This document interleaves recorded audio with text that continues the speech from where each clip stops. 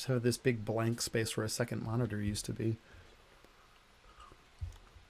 Okay, and welcome back to Castle Run. I'm your DM, Elijah Goodall, pronouns they, them.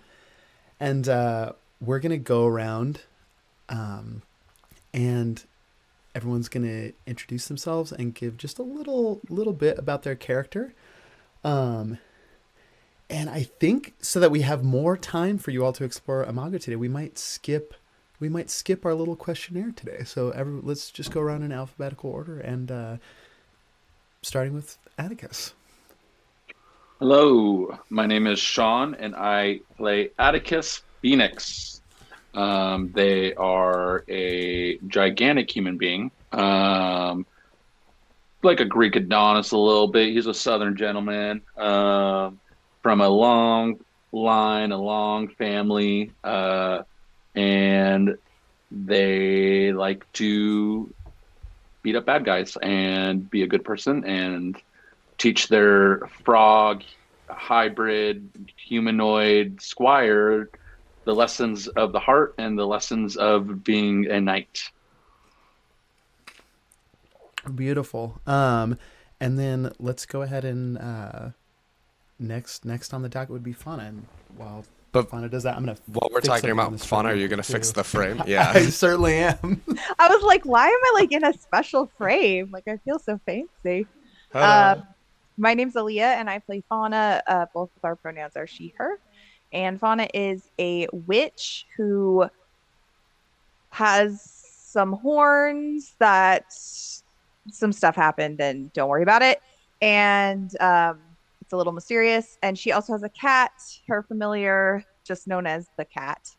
And yeah, she just it was raised by a coven, but then her coven got mostly murdered. And so then she went out and joined up with this ragtag crew, and she's just on some adventures now.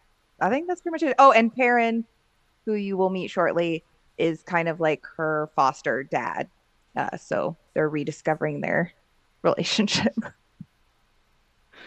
That's it. Does that make me next alphabet? With Yeah. Sure. Momori? Yes. All right. I'm June. I play Nyx Loon. Both of our pronouns are she, they.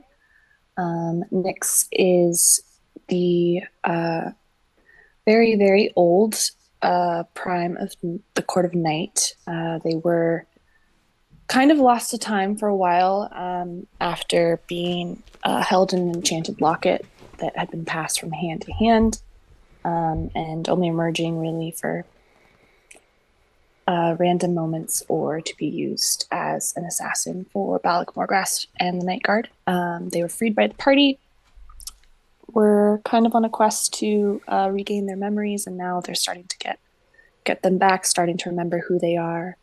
And I think kind of just in a place of exploring with personal choice and what that looks like for them, making a lot of bad decisions along the way. And they are, for the first time, kind of having a little bit of a family moment with the party, and have some recovered memories that Peren especially is the son of Etheria, who was a very, very close friend of Nyx. And so Peren's a little bit of like a godson to them. Yeah, from a long time ago. All right, overlays fixed. Let's hear from Perrin. Yeah, what I just heard is Perrin's a god. I agree. I don't know if that sentence kept going. Perrin Meliamne is a ranger and a bard and a little bit of a traumatized fellow. He's a wood elf, little known secret fact. He's 5'11". It's what my character sheet says. He's a squire of the Knights of the Phoenix, and he's a father to Fauna and also Flora, who's, going through some body changes. And Amos is Perrin's little bird companion. Perrin is struggling with most things right now. He's struggling with some things. He's really trying hard to be different than he was. and is kind of having a conflict of conscience about what that means for himself. Um, I Perrin stole an ornate brass ring. That's a fun fact for this week. He has a ring in his backpack, and I just remembered about it, so I'm gonna look at it later. Yeah, cool. I'm gonna make something up then.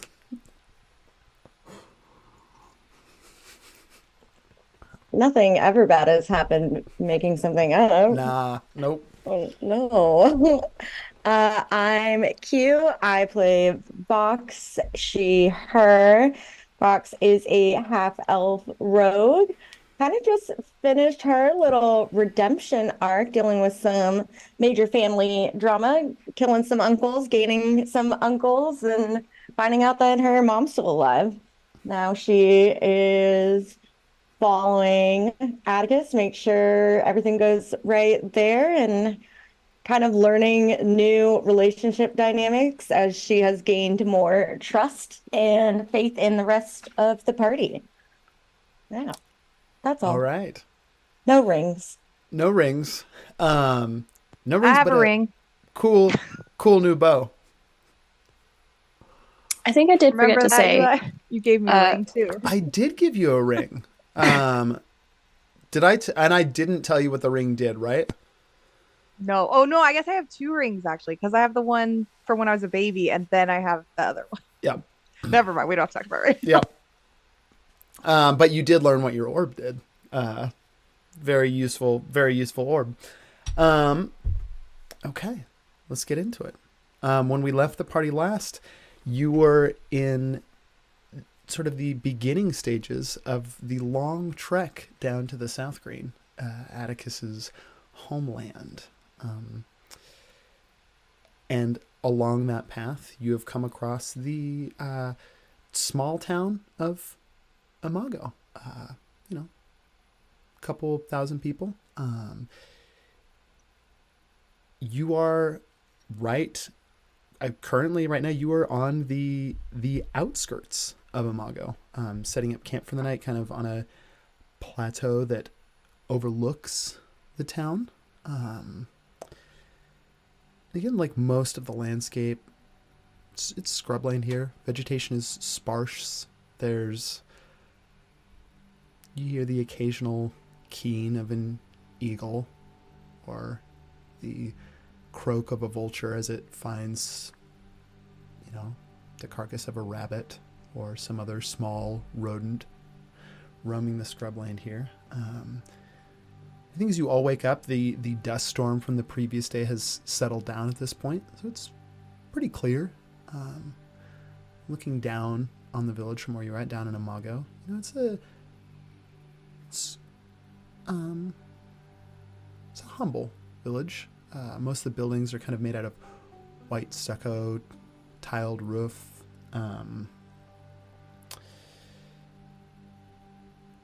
Large. I wouldn't say it's the most bustling town. Even from this distance, you can see a few people walking here and there as the town starts to wake up. But large, wide, and for the most part, kind of empty dirt streets as everyone goes about their business. And as you all prepare to head down into Imago, I do need a perception check from Nyx.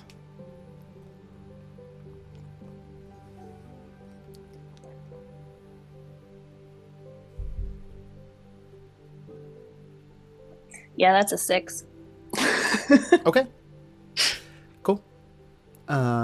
You all head down into Imago. New village, new party. What are you all up to? Oh, I can't stop thinking about that family. They're so sweet. Yeah, I'm glad we're here. All right, gang. Well, I don't plan on sticking in this town too long. I think we should get whatever supplies we need. Any items we need, crash the night here probably, and then head out. What does everyone think about that? I Sounds think good to there's me. a bunch of people trying to kill us, so we should probably stick together too. I agree. I agree. What he Keep said. two eyes out. There's always a Agreed. bunch of people trying to kill us now. Yeah, which people are we talking about? I don't know. I Like mean, people are following us. Pretty sure there's a queue now. are we talking about like just as a party or like specifically individuals? Because that's a long list. Let's Oh boy. just hit the let's just hit the market and see. I think I could get some potions, some rations, and I'm gonna look up to my hill giant friend and I say and like, well, it was surely a time getting to know you, friend, but you're free to go. But if you're ever looking for work, come find me at Phoenix Manor and we'll find something for you. And a herga to you, friend. And a herga to you. The large hill giant else just kind of gives a nod to everyone and heads off in the direction of what you would all see. I'm not going to make you make checks for the simple parts of navigating a new village. As you enter into this thing, you're on the main street. So you look down, there's various buildings. There's a few with little sundries and goods. You see that one of the larger ones that just the way that crates are stacked outside and things like that, you think is maybe one of the larger shops, also appears to be a tavern. Swinging doors on it. You see even at this earlier hour, people kind of coming and going from it about their business. Ellis heads in that direction. I think the one other thing that you notice is at the end of this long, wide kind of dirt road that cuts down and functions as the central hub or the main street of Imago, is a large, certainly the tallest building here, a large white-walled church or chapel at the far end, with kind of a classic bell tower on top, large brass bell kind of visible hanging at the top. Yeah, if you all want to go to I think the tavern / general store looks to be the largest one around. Atticus is gonna kind of like look around. He's looking for like, so it's the general store tavern. Is there any other shops of that pique interest, like any type of armor shop or just like anything that kind of sticks out to Atticus as they walk? Give me a perception check to see if you see anything more interesting than the general store / tavern. That is gonna be. Are there any higher ranked stores? Like, is there an admiral store? Yeah, that's gonna be a 11. On an 11, it does look like I think a lot of the other sundry stores don't even appear to be. They appear to be like a lot of dried goods, some with animal pelts, kind of just life out here on the frontiers. You're kind of out of the Salt Valley at this point and just in scrublands, kind of in between. It's simple. And so a lot of the wares around here are also going to be very simple. It's basically what, even if you didn't live in the village, you would subsist on anyway. But a lot of these people now, they don't have to hunt or trap or track things down for themselves because there's enough trade here to, get by without it. Yeah. Atticus looks at the group and I guess it's a one-stop shop. Let's head over there and check it out. Cool. And Atticus is gonna come on, Bert. Bert's gonna kind of. By the way, we did cardio. We're gonna start doing some weightlifting. I can see your little frog belly like thinning out a little bit, but those arms, I feel pretty good. I'm feeling nice in my body right now. Yeah. It feels good to be healthy. It feels good. But your arms are, and I'm gonna like kind of pinch his arms a little bit and be like, I want you to be able, and he like holds, Oh. grabs the hilt of his sword and be like, I want you to be able to wield this one day if you had to. Yeah, well, I tell you right now, Atticus, that's a tall order. But you know what? I think I could get there. Hey, you reckon you were talking about people chasing us? You reckon at this point now, I got a nemesis? Atticus is gonna like look to the group as they're walking, and be like, what would be like a? Do you think Me. Bert? I mean, no, you're both squires. And he's Right. gonna like kind of wink at Perrin and be like, "But you guys are on the same side. We don't want a rivalry between you two, but like, Right. The same side. Bert's kind of giving you the side eye right now, Peren, and then says, sort of Peren- takes a step closer, to Atticus. Perrin is smiling with all of his teeth showing, but he's also like, Bert, remember all the times I've saved your life. Come on, I'm just messing with you. Bert kind of gives you a shaky smile too. Being a toad, there's no teeth, so it just shows kind of all of his tongue rolled up back in there as he just kind of like the corners of his mouth shake a little bit. I would reckon if you have a nemesis right now, it's some thing or someone who can control water and things like that because you've had a couple run-ins with water. Yeah. So maybe we should add swimming to the list. Big birds, maybe, Bert? Possible? Yeah. Big birds.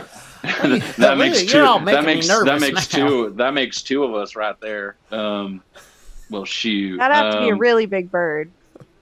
It's Owlbear. bigger than your average toad. Atticus is like Seen doing the this. moths He's like, we've seen lately? Huge moths. Atticus is completely silent, but his eyes are wide. Like, okay, yeah.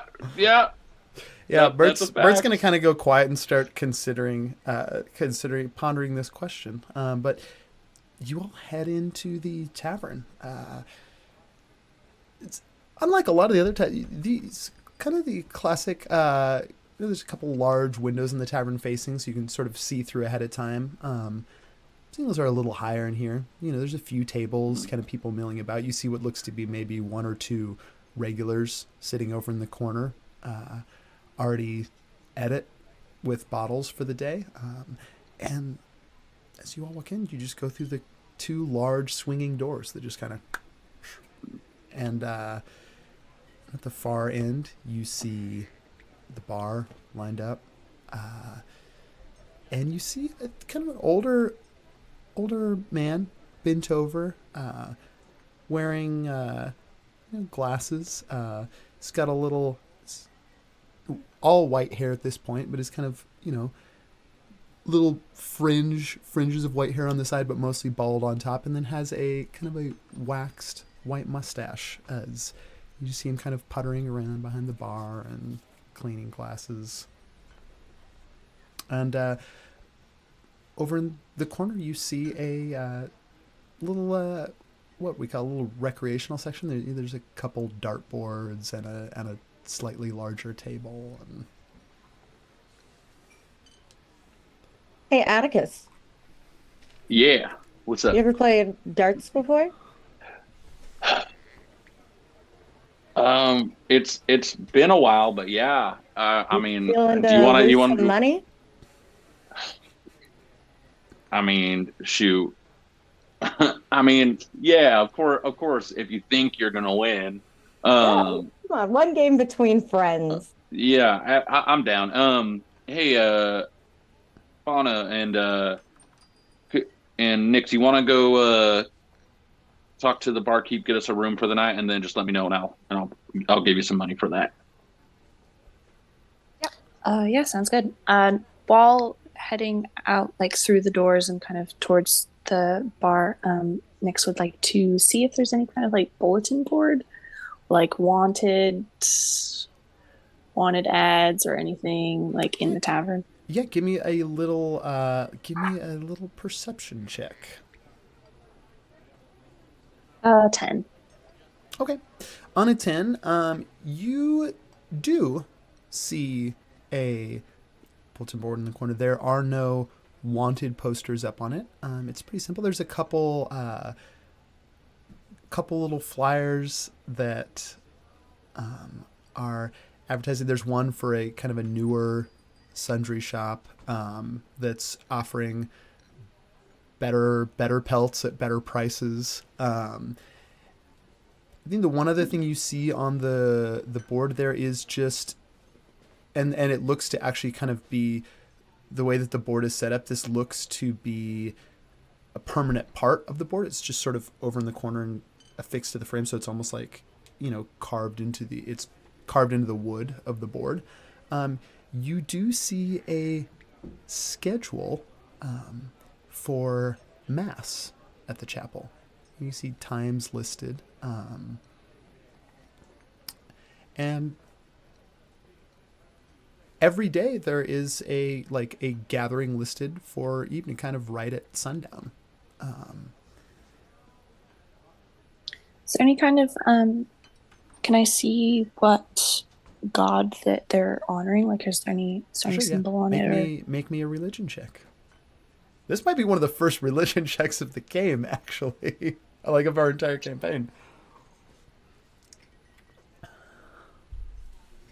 3. You see, it doesn't mention a name at all. You see a small symbol that looks to be some. If you had to, it's very minimal, just kind of like a little half, a line and a half circle. Almost looks to be like a. You can't tell if it's maybe a rising sun or a setting sun, but again, very minimal. But you can't identify it. Cool. He's just gonna take note and then head up to the bar with Fauna. Go. Atticus is pulling the darts out and being like, "When's the last time you played darts, Nix? I feel like, you're a good shot with the bow, so probably a good shot with the darts."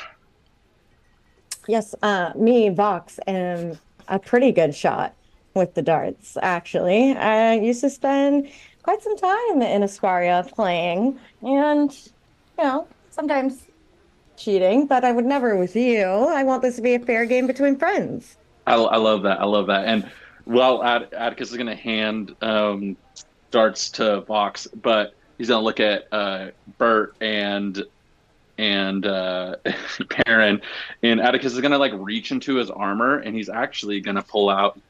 I didn't think I'd ever get to use this, but he's gonna pull out a chess set that he has, and he's gonna set it on a table, and he's all right, enough physical stuff for now. If you're both gonna be squires of the night, it's not all about this, and he's gonna kind of flex a little bit and be like, it's about this here too. So I want you to, as part of your train today, and he's putting the pieces down for chess. I want you to play each other and see who wins that. Yeah, absolutely. It is the tavern. Well, sorry, wait. Was there a question there at the end? Yeah, how crowded is the tavern? On a scale of 1 to 20.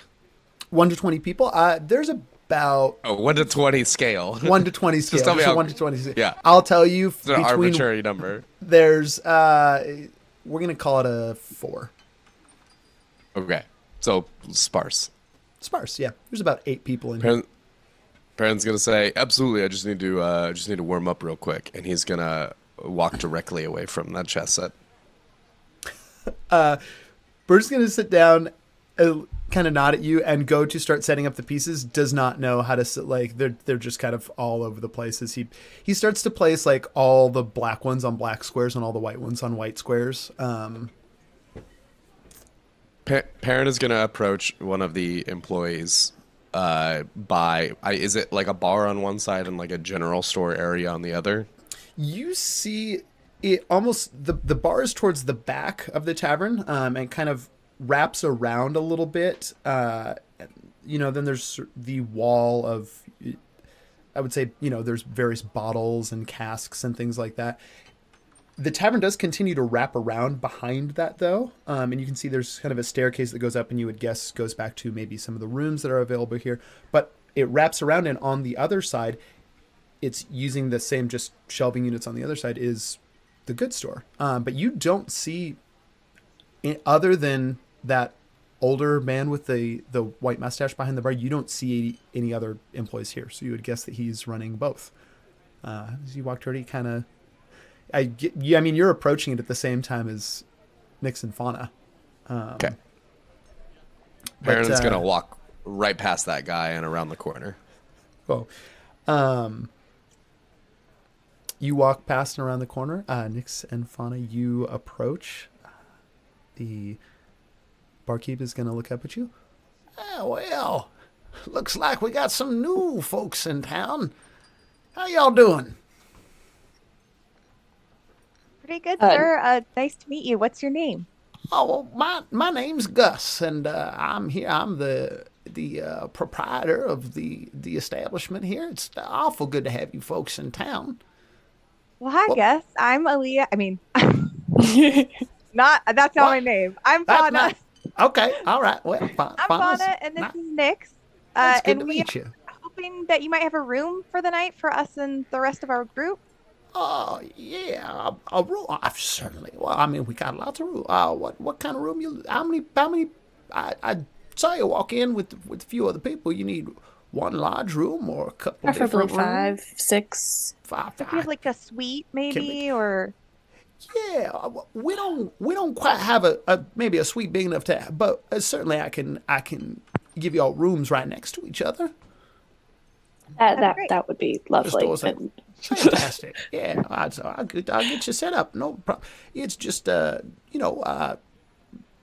see. You need 6 rooms. Just the one. For 6 rooms, I tell you what. It'll be a gold piece a night. Seems a little steep, don't you think? For 6 rooms, I mean, this is the finest establishment in Imago. do we need to pay now or just after? Because I don't know no, how you many can nights we're going to pay. be staying. Yeah, we can settle up at the end. It's no problem. Can I get you anything to drink? A little refresher, some coffee, maybe tea. For a golden night, I would assume that you would at least have a complimentary meal. Well, yeah. You know what? What can I make you? Well, what do you have to offer is a better question, and then I can check back in with my party and see what they're feeling. Well, I mean, we have a lot of, meats. We make some meat, some eggs. We got fresh juices. Not a lot of crops out here in Imago. We mostly get all that through trade, but, we make do. Unless you have any dietary restrictions, I'll fix you up something nice. How about that? I mean, if you have anything that doesn't have meat in it, I would prefer that. But I'm sure something nice and hot would be wonderful for everyone else. Well, you all right with eggs, though? Bread? Do you have bread? Bread? Yeah, only the best. Bread is good. Fantastic. Jam, butter, anything like that? Yes, please. All right. Well, not a problem. I'll get. And you see, he's going to kind of goes around the corner and starts to rummage around on the other side where things. And at this point, Peren, if you were on the other side, you would see him come around over there. Yeah, You Peren's hear been Attic- rolling stuff off the You racks. hear and- Atticus go, "Got him!" and sink a dart and win the game. God damn it, Atticus. It was such a damn close game, but I gotta give it to you. I feel like you were going easy on me right there. You know, I feel like, she winks. all right, let's run it back. Peren Let's run is it back. making a stack of stuff and pulling stuff off of some racks, which I can. He's looking for a waterproof pelt and rope and throwing knives. You find everything but the throwing knives. As you're kind of pulling these things out, Gus comes around the corner. Well, howdy! You must be part of the new party that just came into town. What can I Can I help you find What? anything in particular? Who told you that? What do you no, I mean? just saw y'all walking in together. I assumed. I apologize if my assumptions Do you have were any out of medical place. supplies? Medical supply? Yeah. What are you looking for? Bandages? No signs up in here. Yeah, bandages. That'd be in some like disinfectant and like. Do you have any like super high grade, like high proof, distilled alcohol for cleaning Certainly wounds? we do. Yeah, for medical purposes. Yeah, I mean, drinking Right, where's purposes that? is medical purpose. He's going to rustle around the shelf, starts to hand you all those items. Yep, perfect, great.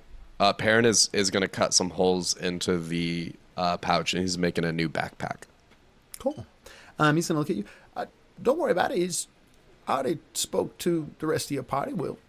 I'll just put this on your tab, and we can settle it all up at the end.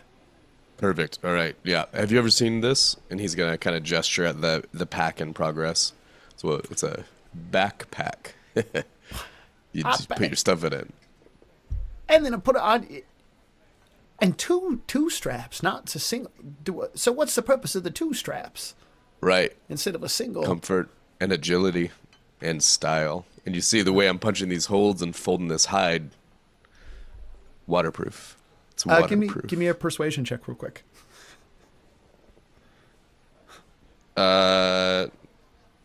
21. He looks fascinated. He comes a little closer, just his spectacle. Well, I tell you right now, friend, it's a right smart invention you got there. I think you figure out a means of production, you might just have a hit on your hands.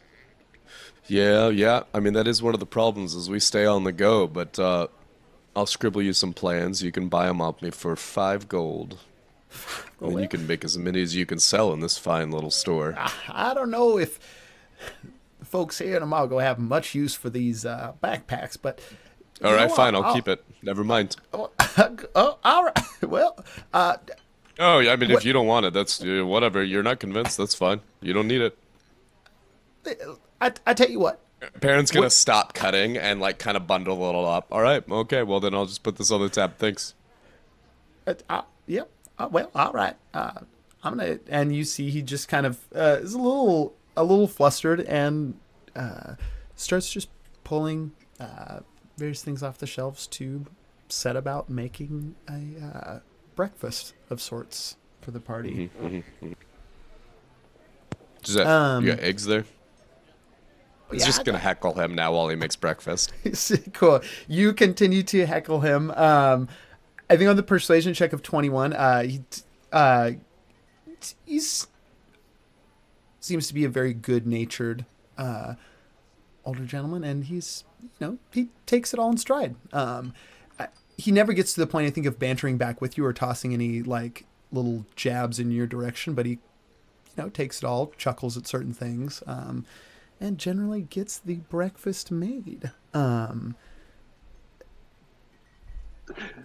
You hear Atticus be like 2 in a row, baby. 2 in a row. I don't know how you're doing this right now. I feel like you're getting real lucky.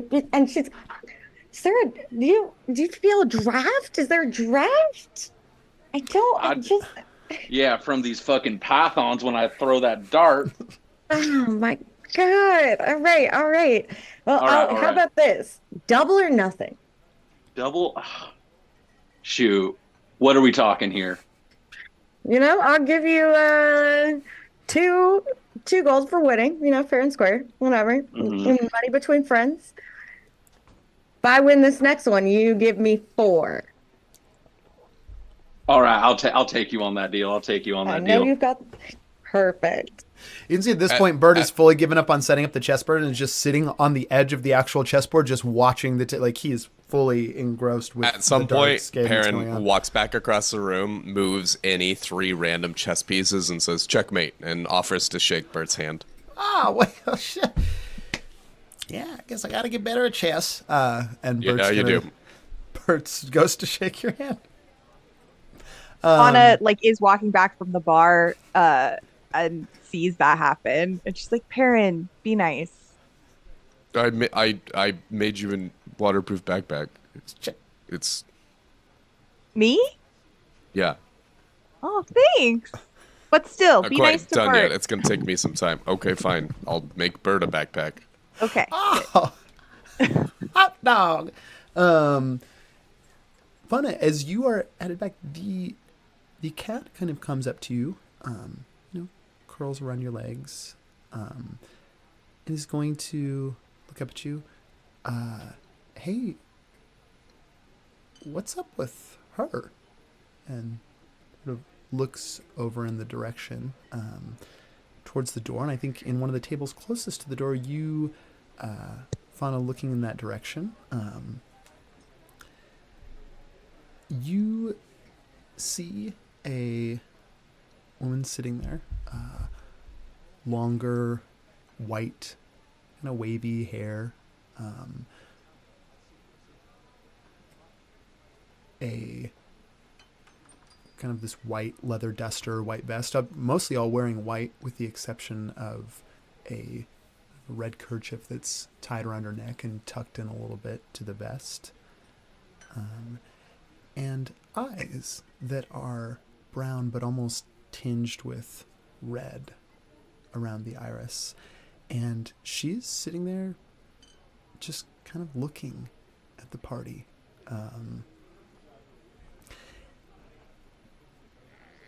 As Fauna looks over in that direction, would you be careful to, you know, or would you just sort of spin right in that direction and not be subtle about it? I think if she looked over and saw that the woman was looking at us, she would like, like clearly if the lady's like looking at us, she's like, oh, Yeah. hi. You wave. It is some distance across the tavern, but you wave. See, she looks at you for a moment, regards you, gives you a small nod, and gets up and turns and walks out of the tavern. That was weird. But how long has she been watching Yeah, us? I mean, like the whole time since you came in here. Did you notice anything else about her? Ooh. I'm gonna make a little perception check for the cat. Tab game box, what are you doing? I'm gonna pull this one out, Atticus. You just wait. I'm gonna get you. I've got this draft definitely figured out now. Whoosh. Whoosh. On a Whoosh, baby. natural 20, the cat Good cat. is going to, yeah. I didn't, I mean, she's kind of intense. There's something, I don't know, something familiar about her. I Did she seem threatening or more just curious?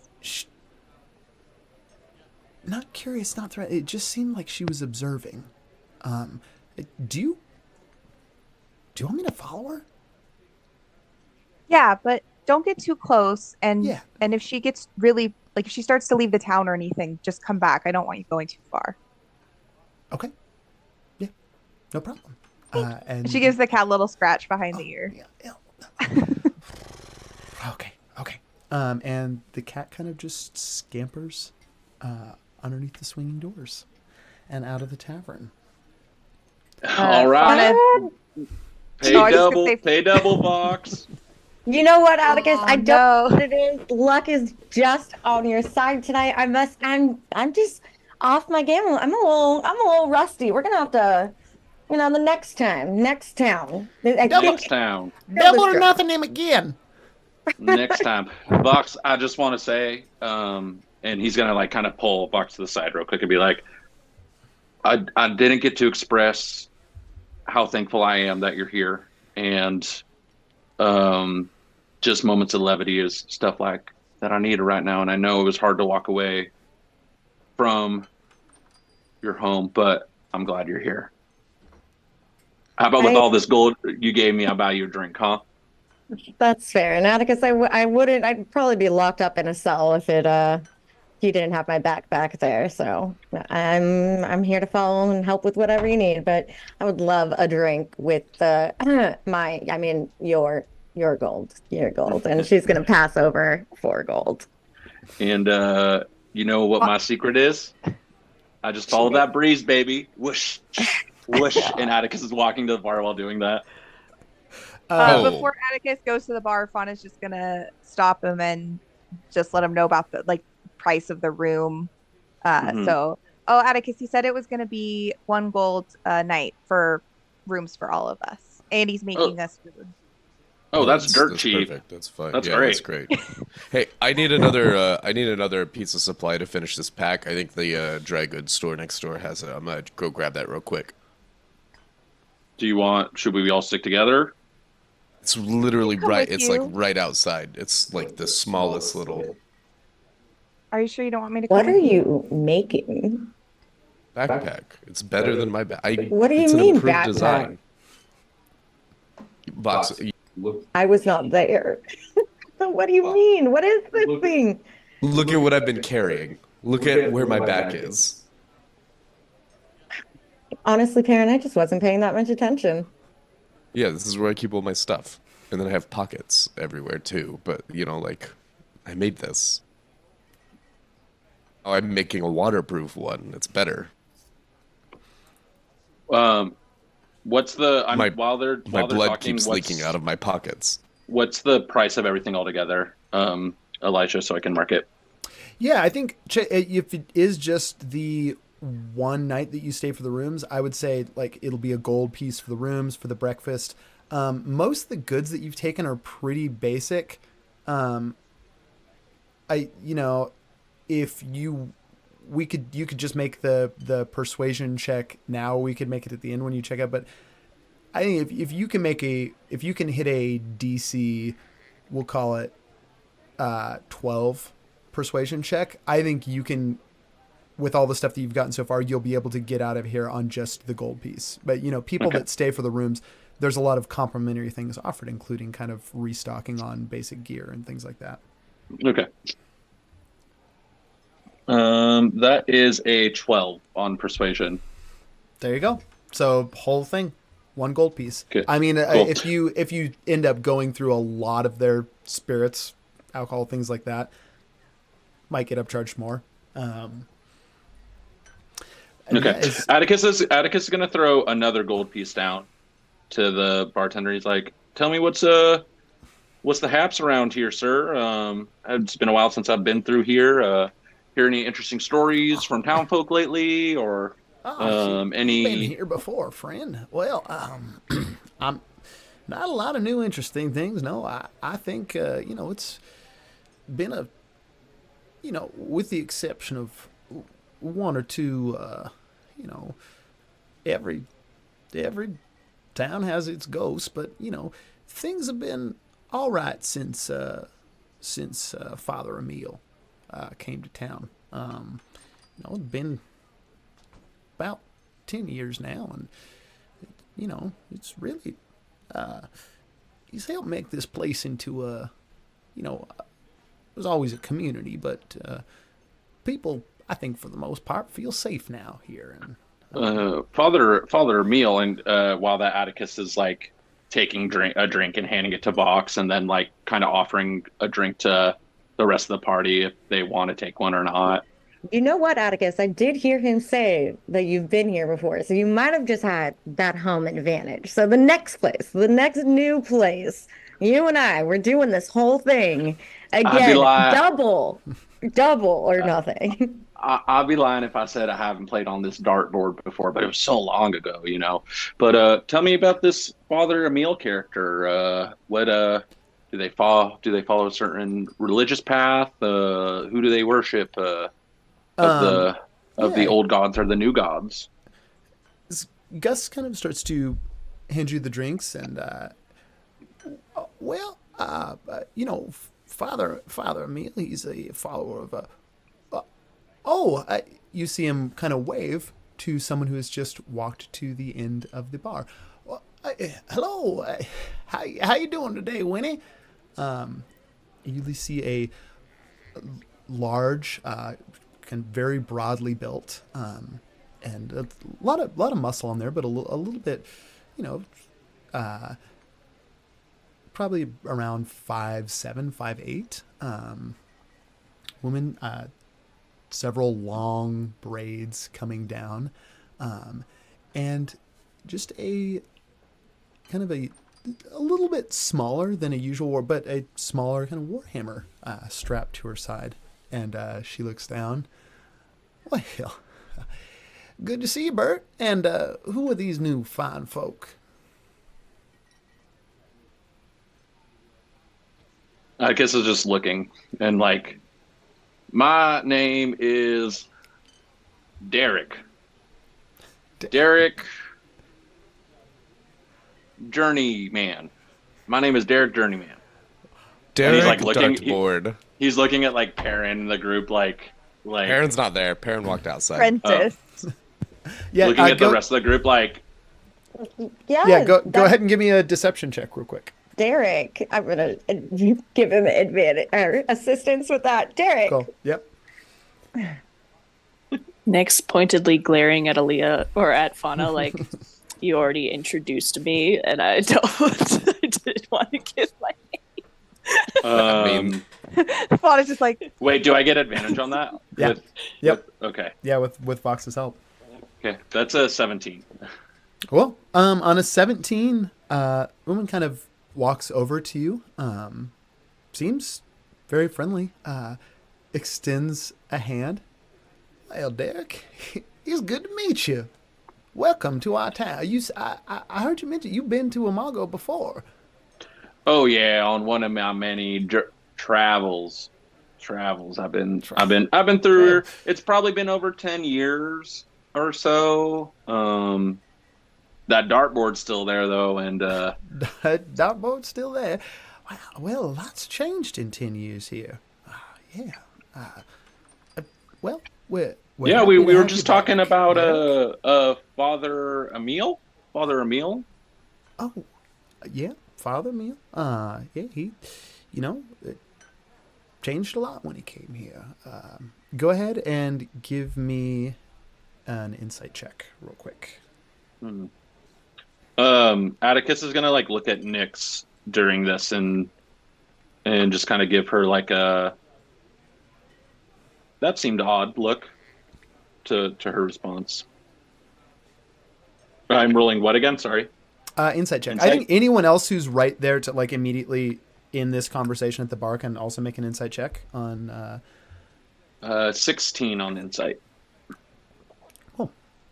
Fox is too busy kind of fuming over losing and rolled a 5. So 17. Okay. Cool. I think on the 16 and the 17, Atticus and Nyx, this seems by all accounts like to be a genuine, kind, friendly, welcoming person. At the mention of Father Emil, their countenance darkens a little bit. You think don't that approve? you think Father Emil? Oh well, I mean, of course he's made people feel safe here, and that's important. I'm so sorry, my man. I'm the constable here in Imago. The name is Winona Jubilee, but everyone around here just calls me Winnie. Nice to meet you, Winnie. Well, it's good to meet you, Derek Journeyman. Yes, Derek Journeyman. Constable, That's the name. You said you're constable. You must have a good sound judgment to you. A gut you trust. I appreciate that, dear. Thank you. It's always nice to make a good first impression. Yeah, I'm curious actually, Father. What line of patronage are they a part of? Well, he's Father Emil's a priest of the light. Follows. Hold on, let me look at my notes. Follows Lunarum. And go ahead, Atticus, and you can give me a religion check when you hear that. Since everyone else What is was the name? committed to Sorry. Lunarum. Since everyone else is committed to being in this conversation, I'm assuming nobody followed Perrin. So Perrin has walked out and has started walking down the sidewalk and has popped one of those bottles and begun to drink from it. If Peren left Fauna and Fauna saw Peren leave, then But she you would have followed him. didn't. Well, I didn't know you left. I thought you were standing with all of us. Nope. Well, I rolled a 15. Just You and Fauna got Flat. distracted the same amount. Cool. On a 15, Atticus,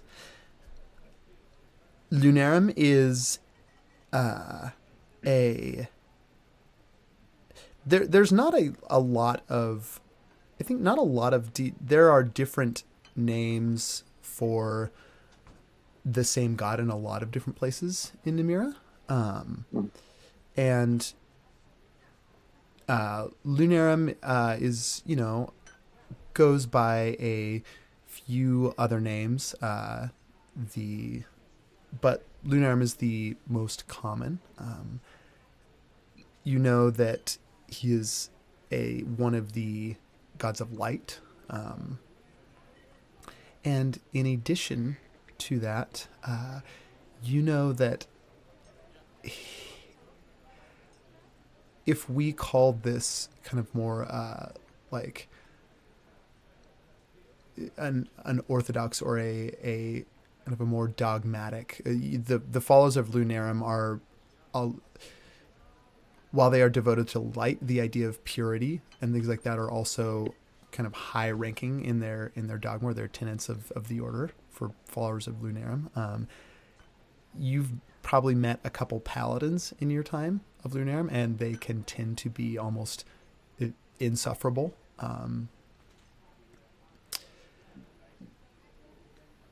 You would also know that, much like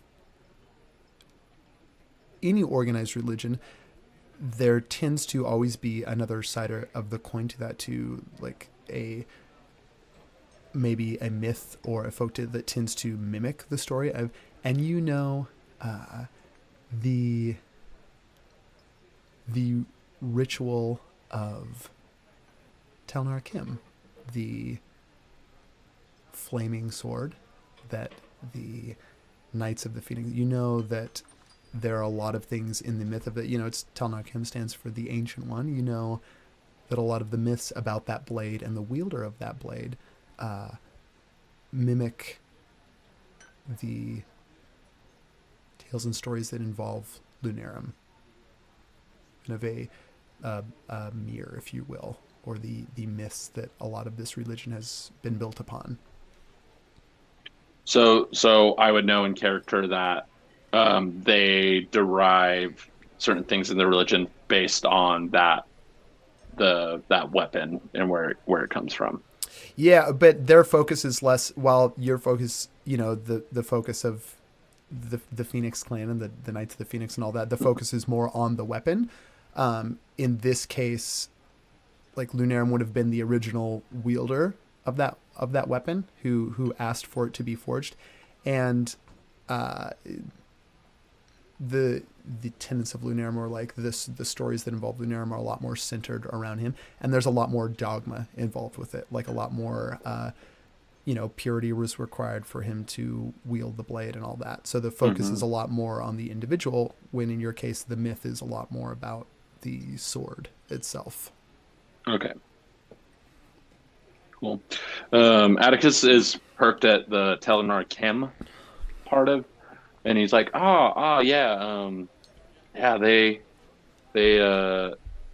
their god wield the ancient sword of it's I can't recall. It's in the possession of the Phoenix Manor, right? Am I on that page?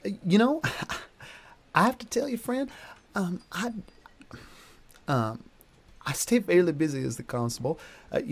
Father Emil's always on me for, but I find that I don't attend a lot of the chapel meetings for Lunarum that Father Mealgather 714. I'm probably a little rusty on my You don't have to my apologize. I'm not orthodoxy. much of one for religion myself. Well, then you know what the people need. I'll never fault anyone for it, but I think you and I might be of a similar mind, Derek. Mm. Yeah, yeah. Well, he's gonna look at his party and be like, "We're just here for the night. I mean, but you're more than welcome to join us for a drink and share some stories with us, and maybe we'll share some stories in return. And why don't you all introduce yourself?" And he's gonna like kind of look at everyone like with wide eyes, like, "Hey, don't give us up." But that's if you pick that up or not.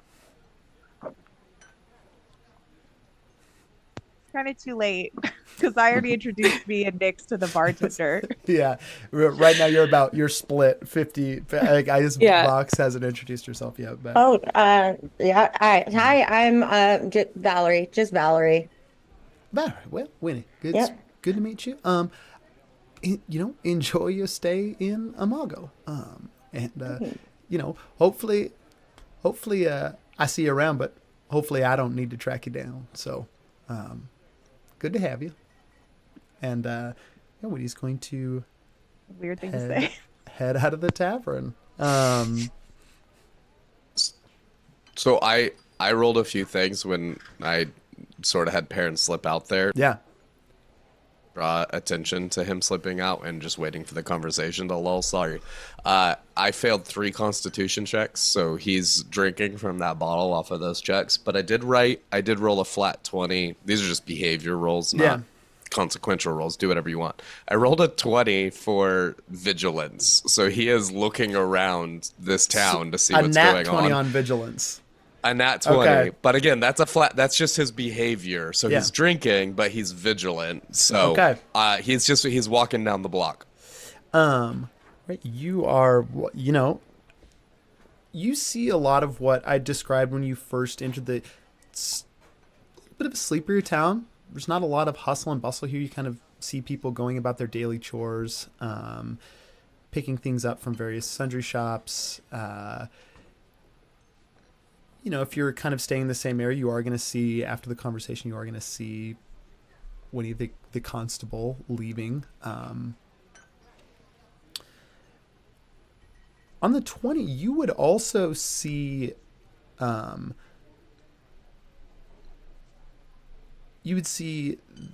don't think you would have, the cat had pointed out the woman in the corner to Fawn. I don't think, no one else making the perception check really clocked that person at all. And you wouldn't necessarily have either.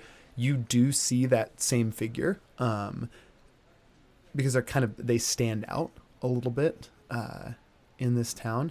You see them at a certain point, walking down Main Street after leaving the tavern, and God, you got a nat 20. I think you notice the cat slinking along behind them, sort of in the shadows and staying to alleyways, looking for all purposes just like a cat who's sort of wandering in a general direction, but you can see is going after this person, who heads to the far end of Main Street and goes into the chapel.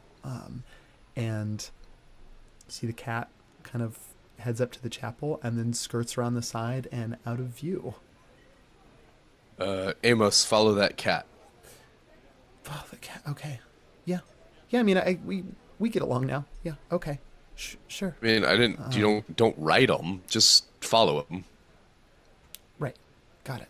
and then and get me if the cat is, like in problems. being a cat? Problems. Yeah. Okay. Right. Cool. And Amos flits off, heads for the chapel. I think also on. I'm gonna give you one other thing on the nat 20 for vigilance. Perrin, you've done a lot. You've lived in a lot of different places, both on Namira and off the main continent. A lot of the places that you've gone, it's when you find smaller villages and things like that, finding any sort of magic is obviously a little more rare. And certainly you've seen your share of smaller villages, towns, hamlets, things like that, where there doesn't really seem to be any magic present.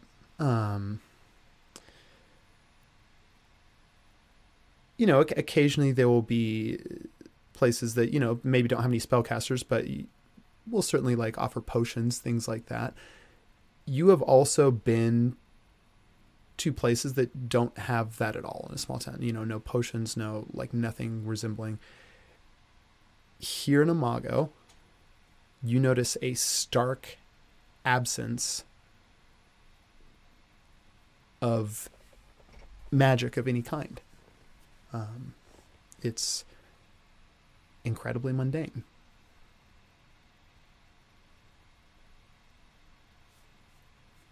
Which I don't think is not maybe terribly curious in Peren's mind, given that this is like, backwater, it's a village, but it is something that you notice.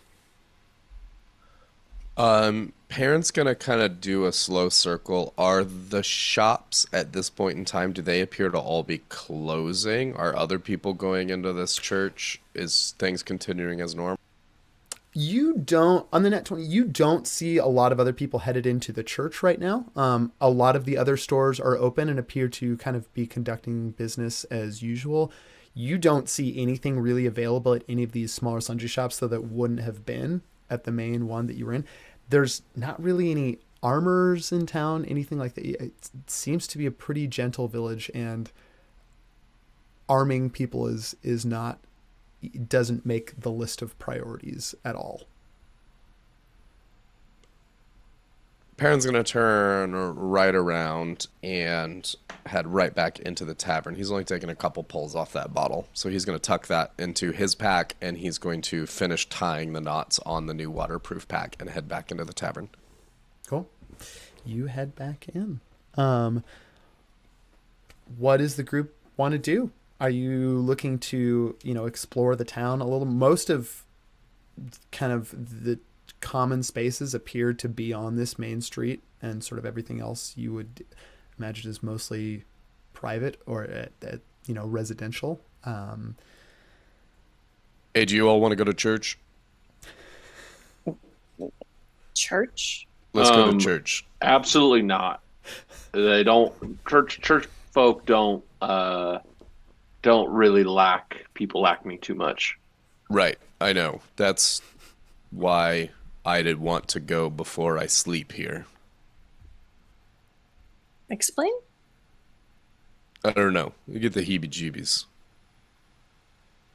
And you need Church God or to help you? this church? I don't know. Look, I'd explain it if I could explain it, but I can't explain it. I just know that, I would explain it if I could, but Amos is following a cat who's following some lady, and they went into the church, and I don't know, I just get you ever get one of those gut instincts where you're like, things aren't what I want them to be, but I don't know why I want them to be different, but I just want to know what is there. Following the cat. Fauna, you have something to share with the rest of the class? Yeah, there was this lady who was kind of staring at us earlier. She had a kind of a weird vibe, so I sent the cat to follow her just to see what her deal was. Sounds like two gut instincts are linking up on the same person. I mean, to be fair, I was technically then following her gut instinct because the cat was... I mean, that's the only reason I noticed is because of the cat. So maybe I don't have a gut instinct. It might just be indigestion.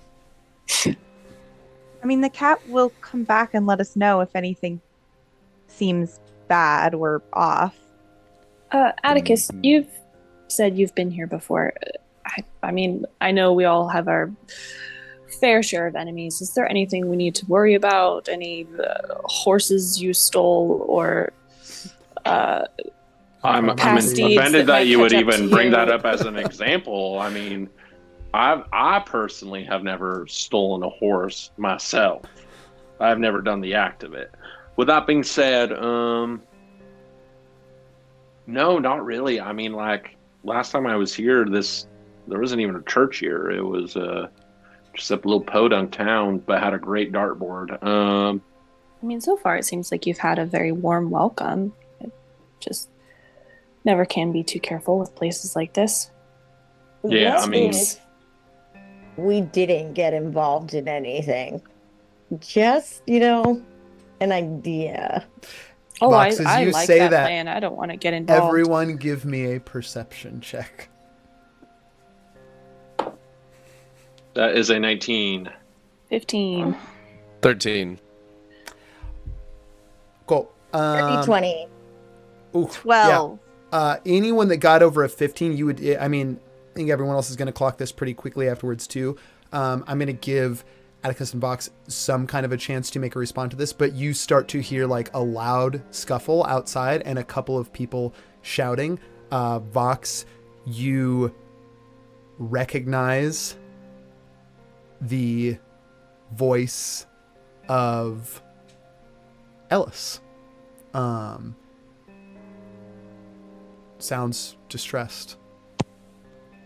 Ellis, no. What?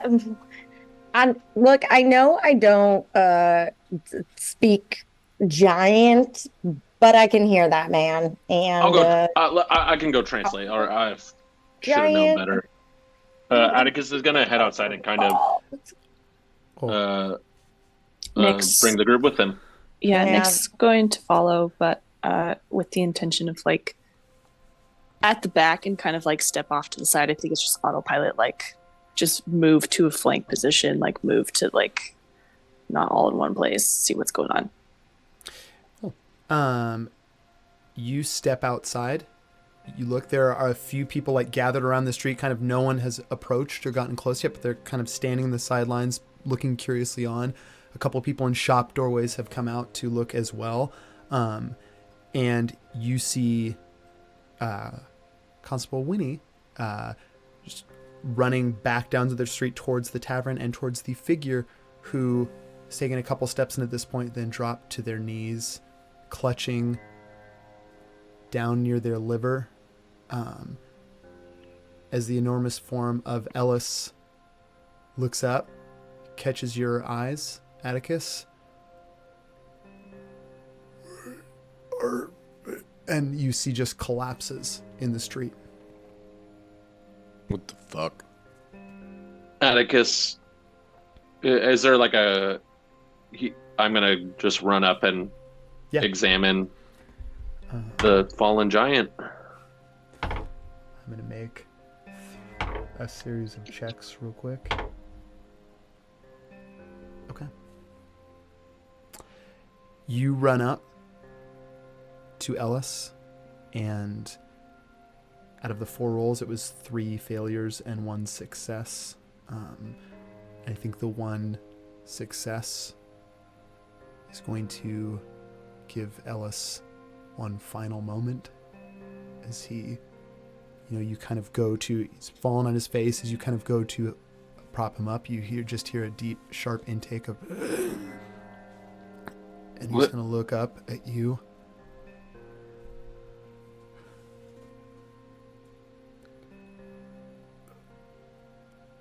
What happened? What?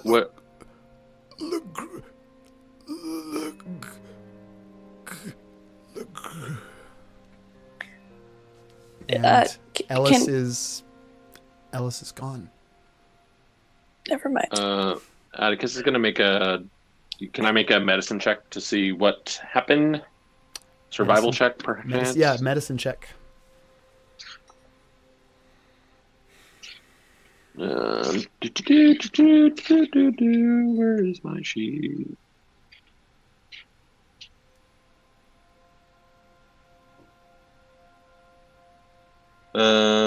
That is a 30-20.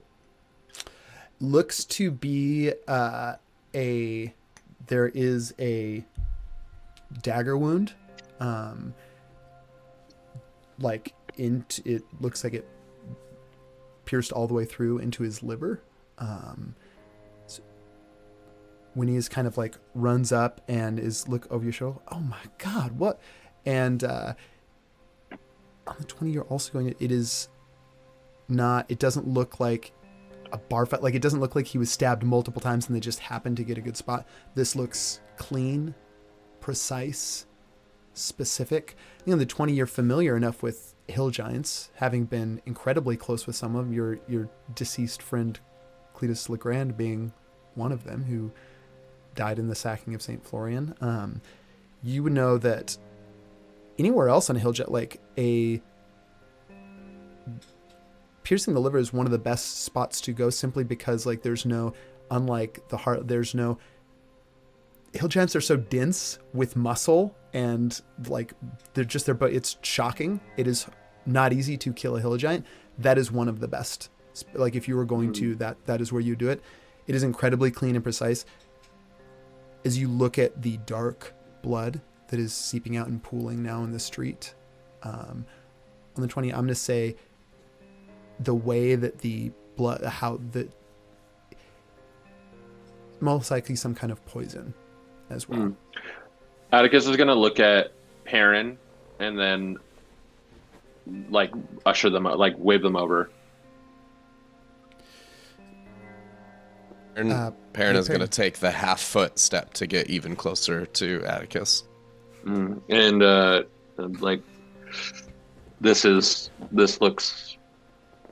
Peren is very going to scoop thought Bert out. up and hold Bert up next to him. Bert's just looking down, kind of mouth open a little bit. Atticus is going to look at the dagger. Or is there a weapon in? No weapon, just the wound. Okay. Yeah. Okay. Did you see anyone else when we came out here? I was just out here. I didn't see, and I didn't even remember seeing Ellis. No. You see when he sort of looks up, please don't touch the body. You see she immediately starts going around to like question anyone in the vicinity that was outside.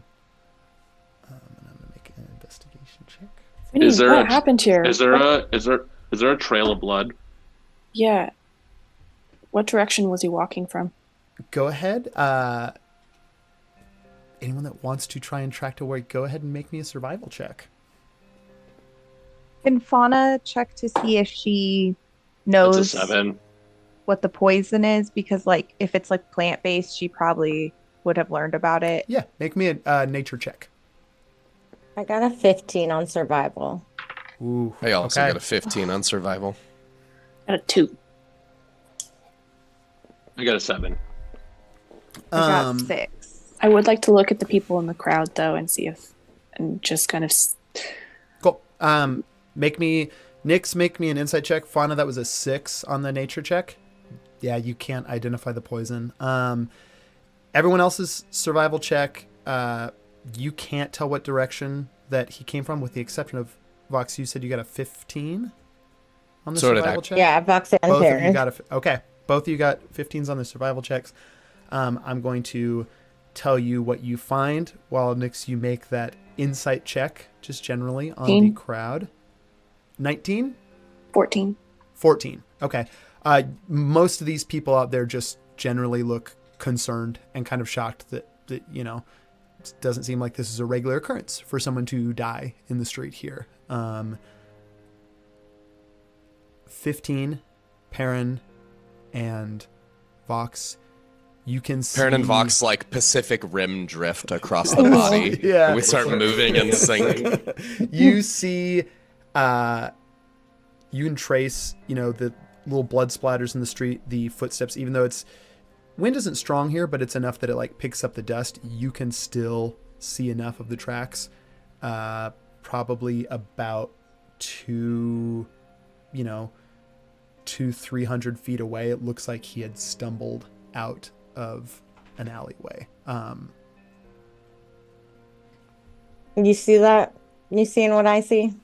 Everyone else stay here. I didn't want to get involved, but let's What do you go. see? I see everybody else staying here. Amos. You were the one who said we shouldn't separate when we first came to this town. Yep. Certainly And not now going we to do need that when somebody is clearly picking people who used to be in our party off. Giant. Right, but if there's a trap, then I don't want to all walk into it at the exact same time. Then we'll stagger, but we're coming with you. That's fine. Stay here, talk to the sheriff. I'm walking down to the end of that alleyway and looking in. And then, like, like right angles. Like, we'll be at right angles. Like, I'll look that way and then I'll look. Nix is not staying. Nix is going with Peren. They don't care what he says. You head to the alleyway, whichever members of you do. I think what you find in that alleyway is that, there's a couple side doors into what look to just be various sundry shops. The alleyway extends, kind of empties out onto another smaller street where there's residential areas. On the 15 survival checks that you got, there is signs of a struggle in this alleyway. And then you were able to track a set of footprints that head further into the town in the opposite direction, leaving that alley. I think on the 15, I'll tell you that whoever this was that the struggle took place with, they are most likely a similar size to Ellis. But the impressions, they appear to be a lot lighter on their feet. You can certainly, on the 15, it's good enough that if you want to, you can continue to track whoever this was further into the town.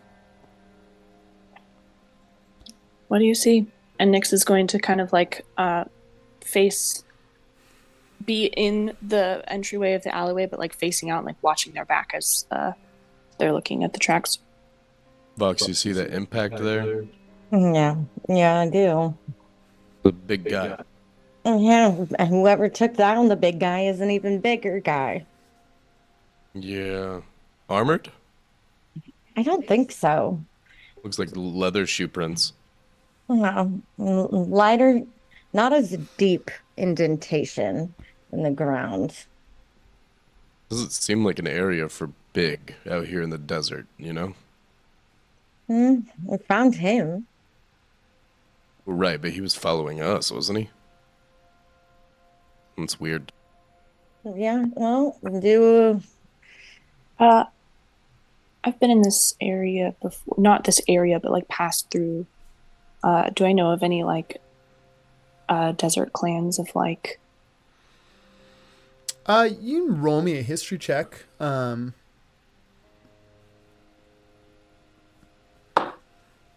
Nope, I do not. Okay. Fauna didn't follow everyone into the alley because she wants to check in with the cat. So she's going to use Arcane Bond. Cool. Because she's worried that this has something to do with the woman that was there earlier. Yeah. You check in with the cat. Hey, Fauna, I followed her to the chapel.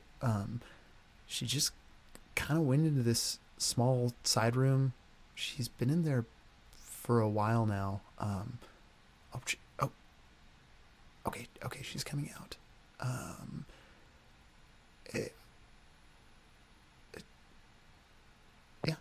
Yeah, she's leaving, and I think right when you hear the cat say that, you do see, at the far end of the street, the woman, opens the door and doesn't come back down the main street, just heads off in a different direction into the town.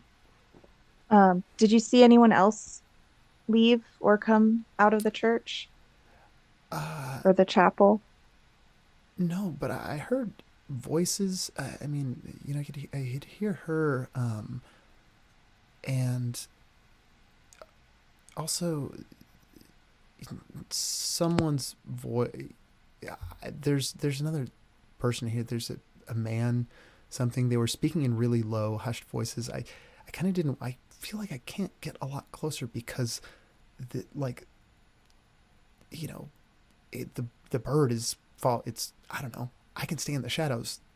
The small yellow bird flitting around a church. Someone's gonna notice. I'm just kind of. Yeah, that's okay. If you want to just come back now. Yeah. Okay. Um, and yeah, the cat's gonna head back to you. Amos too will follow the cat, Perrin. And I think even though you're further away from the group in the alley, he knows has that overhead birds and finds you pretty quickly. I think Fauna's Winnie. gonna like catch up with everybody else. Be Wait, like, where's Peren, Atticus? I'm Atticus is with the body still. Damn it! Go back to Atticus. That's two split up. okay, well, stop Parents sending gonna Amos jog to back follow towards the cat. Atticus. Hey, deal. Can Atticus make a check on uh with Atticus's Mage Slayer perk, is he getting any whiff of magic in the air? Is there anything that might be No, Matt. This looks okay? like knife work. Yeah, I think. I mean, I told but you precise, but like this looks like the work of someone. It's if I were to give you, I think your medicine check is good enough to sort of get the technical. I'll give you the like 5e rundown that you as a player would know. This was like a sneak. Like this was the work of sneak attack, poison, like that kind of damage, and very like one hit, and it took yeah, Ellis down. and we picked up that it's might poison might be in play somehow. Yeah, you May I think make beyond a shadow of a doubt, this poison, like the blade was poisoned as well. You think Okay. that's why it was able to take him down in Yeah. one hit? Yeah. Atticus, what do you see? I definitely someone who lurks in the shadow at play on this one. I think you know, on a hill giant, their liver is a normal is kind of like their weak spot, if you will, and you know, a liver, from what I know, you know, deals with toxins, and I think someone knew what they were doing on this. Atticus, can you make a like nature check of some sorts on the on why the blood looks black that way? Yeah, you can make a nature check, like one did, to try and determine the poison Mhm. type of poison. That is a flat 14. Okay. Would say usually a 14.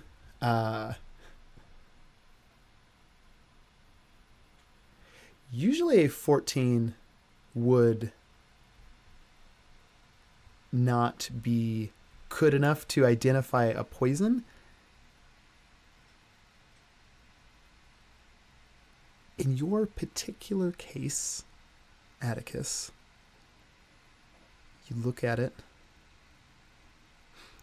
you notice something, you know, the color of the blood is, it did come from the liver, but it is darker than you would expect, and there's something about the smell reminds you, and it clicks. It's just a common called blackweed. Common grass that grows sometimes outside of marshes and also in the hills of Solasa, you know, near small ponds, lakes, things like that. While this grass is fairly common, if cooked down for a long time, basically, you know, stewed over a course of days to extract it, you can create a fairly potent kind of blood thinning toxin. And it is a poison that is used in warfare pretty commonly in disputes among various groups of and families of hill giants. It is very particular poison to hill giants. Atticus, like you hear Atticus take like a big whiff, and it kind of clicks in his head, and he kind of looks at the group, and he's like, "This was definitely poison. and I think he's gonna look at Winnie and kind of like, "Hey, Winnie, Hey, yeah, Derek. um, yes, Derek, that's my name. Are Oh, there any? you keep saying that. What? Anyways, I talked to the folks. No one here saw anything. Have you noticed anything with the body? ye, are there any other hill giants that live in Imagos? No, I mean, I know we're not too terribly far from Solasa, but hill giants rarely make their way through a Malgo. This fella's the first one I've seen in, I mean, months. Mm. He's Well, a friend of yours? uh, somewhat, yeah. I mean, More like a traveling companion. We picked him up along the road. Well, yeah, yeah. I'm terribly sorry. But what you got here is someone knew what they were doing. They poisoned this hill giant. Their name was Ellis, by the way. Poison. With blackweed. Are you familiar with blackweed? No, I'm afraid uh, you know, small town sheriff here. Poison's Well, really not up my alley. totally understandable. It is used commonly between warring hill giant tribes. It's a very common use of poison in combat. Very common. I'm sure you've seen it in your life probably, but when it's cooked down, it becomes very toxic, and it thins the blood pretty aggressively. That's why I asked if there's any other hill giants in here, in the city, Right. because it's really only common in down south in used in wartime. Well, I mean, it's certainly that's very helpful. I appreciate it, Derek. You know, I'll let folks know to keep an eye out. It sounds like we Wait, sorry. have Sorry. a profile. Your name was Winnie? Sorry, I missed that. Hi. Winona Jubilee. Yeah, people call me Winnie. Can you said no, you asked people, nobody saw anything? That's what you said? Nobody saw anything? Nobody round here, as far as I can tell. It seems like he came from, that direction.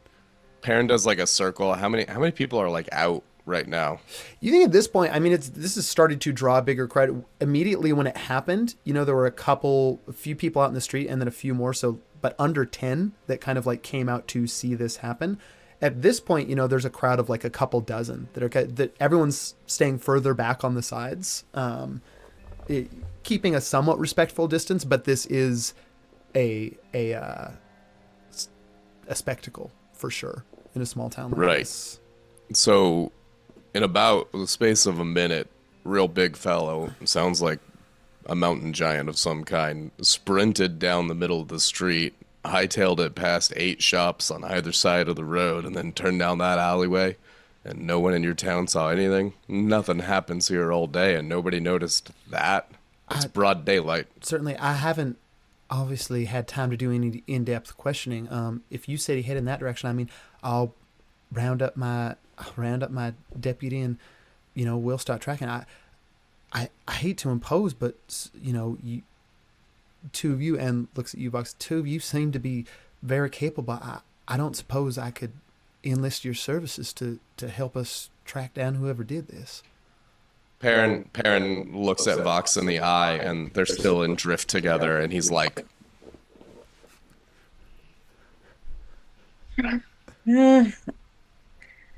I'm game with your game. You said enlist. Does that come with payment or? oh wait, never mind. I'm on board. By all means, certainly. Do we get a badge? Yeah, one of those little deputy stars. Yeah. I can arrange that. How much authority will you give us? Well, you'll be Peren's gonna assisting. become the sheriff You'll of be this assisting in the investigation. I mean, you'll answer to me and my deputy Grum. Are we Right. gonna have full access to do whatever needs to be done. Whatever needs to be done. Listen,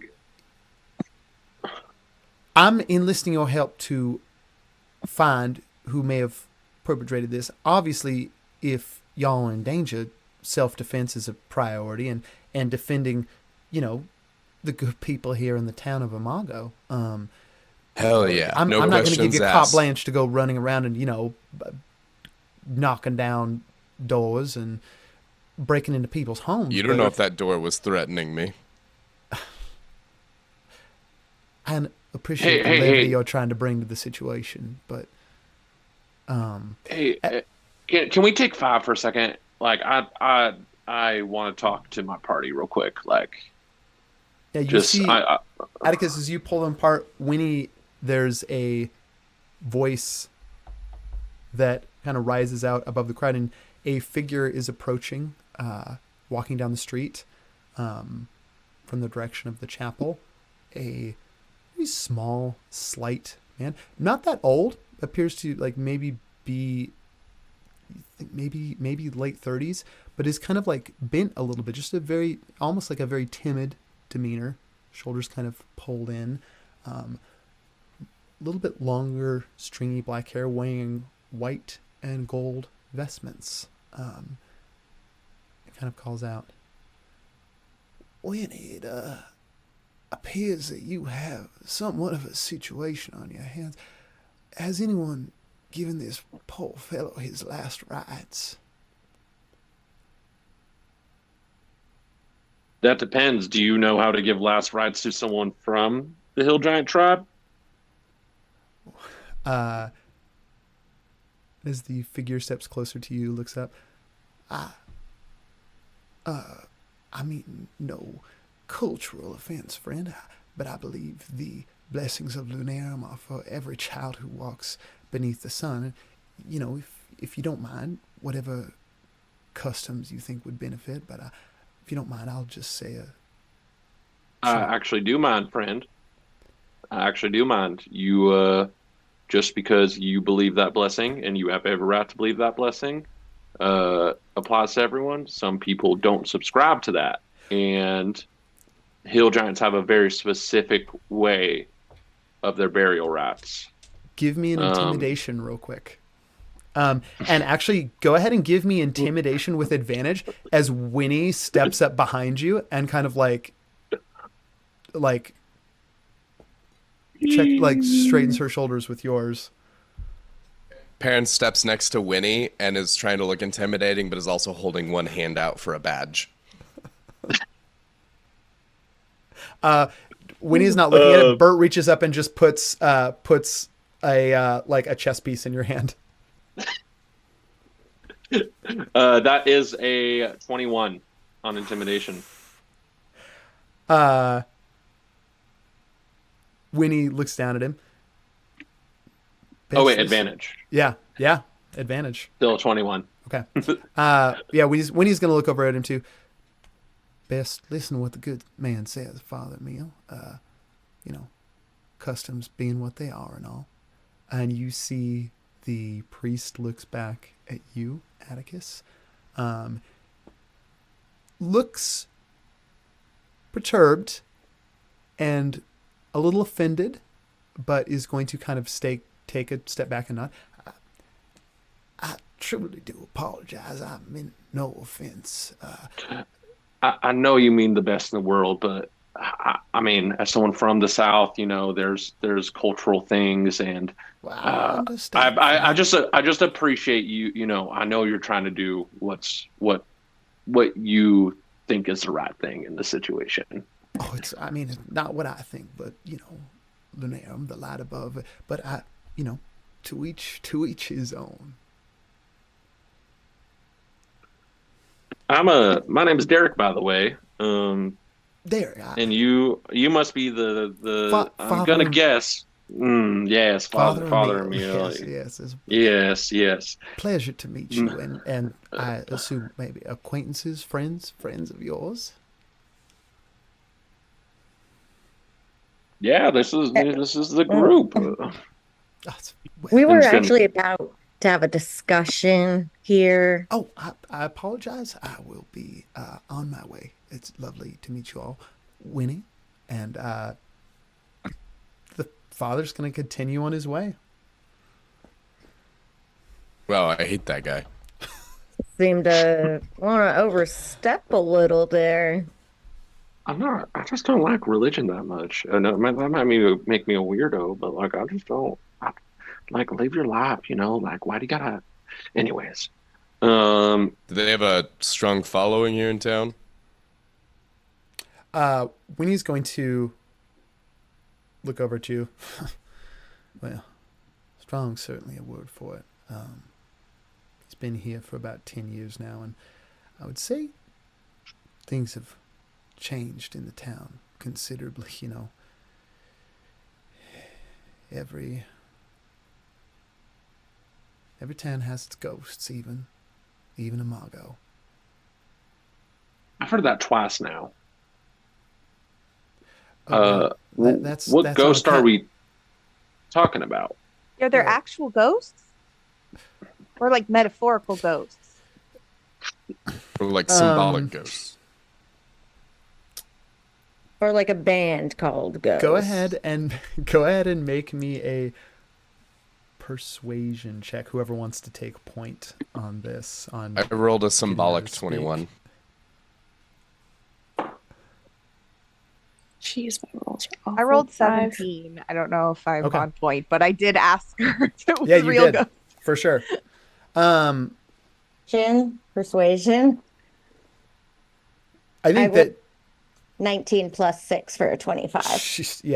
these are good enough. Winnie's going to draw in closer to the group. I mean, ghosts, actual ghosts. A lot of the folks here don't always feel free to openly talk about it, what with the church having the hold that it does. Right out of favor, I suppose, to talk about anything existing outside the light of Lunarum. But,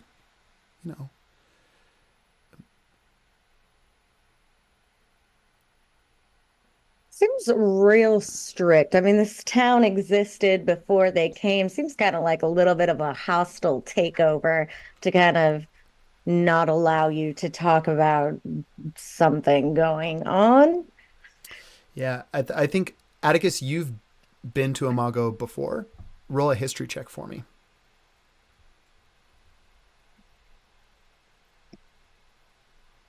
That's a 5. He just came to play darts. You just came to play It was darts? like He knew it didn't was a notice good. any ghosts. Dartboard's the same? No, he just passed through and he's like, this place has a good dartboard. He Yeah. came through on a drunk spring break one year. Yeah, Springer. yeah, my old Rumspring. Yeah. I think when he's going to look at the lot of you, well, listen, I hate that you messed up in our business now, but I'm sorry. I didn't. It's Valerie, correct? And I don't believe I caught your name.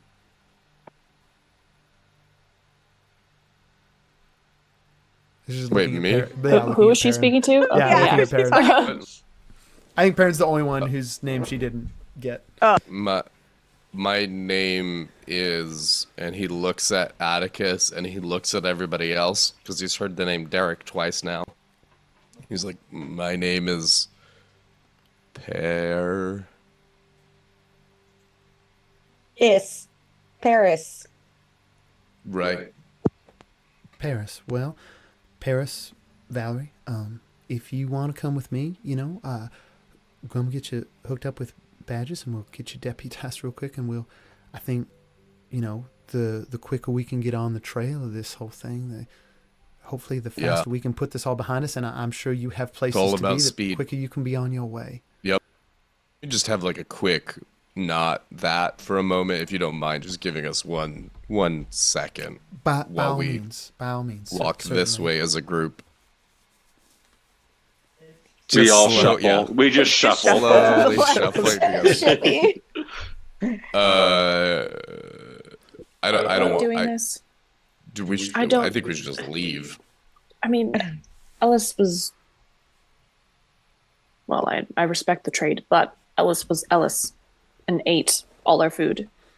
You get all of our food. And whatever mess he's gotten into, if your profile is correct, Atticus, it sounds like it's a personal feud, or at least a feud between his own kind.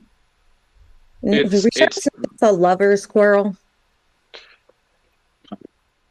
Did in my 10 facts about Ellis, did I hear anything that may have perked anything that might have been similar to that? I never got those 10 facts. I'm gonna roll a luck check real quick.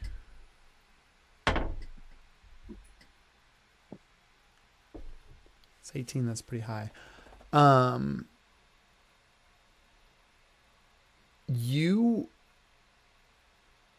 think that the thing that would stick out that would be odd that you'd gotten the facts is that there's a lot of infighting between different families of hill giants. I think obviously the ones that you were closest to, the Legrands, and that the Phoenix family was closest to, they're largely kind of almost they're sort of the royalty of Solasar, like a much more well-to-do family, much larger family. And they have, for the most part, kind of opted out of a lot of that infighting in between different families and groups of hill giants.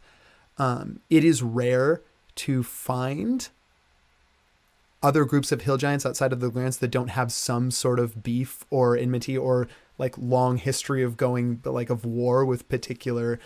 In all his talks, Ellis didn't mention that he had any dealings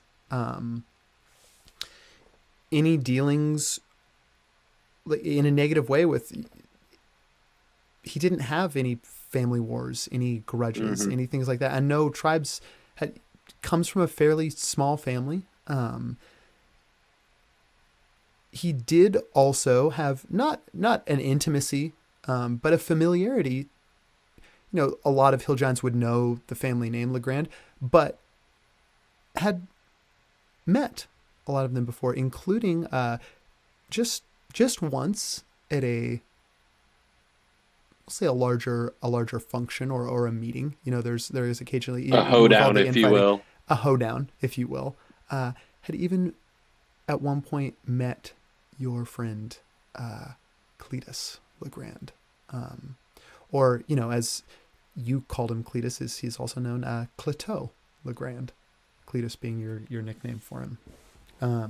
But I think the thing that sticks out to you as odd is, you know, it's certainly hill giant poison, but a rarity for other hill giants outside of the Legrands not to have beefs with other hill giants.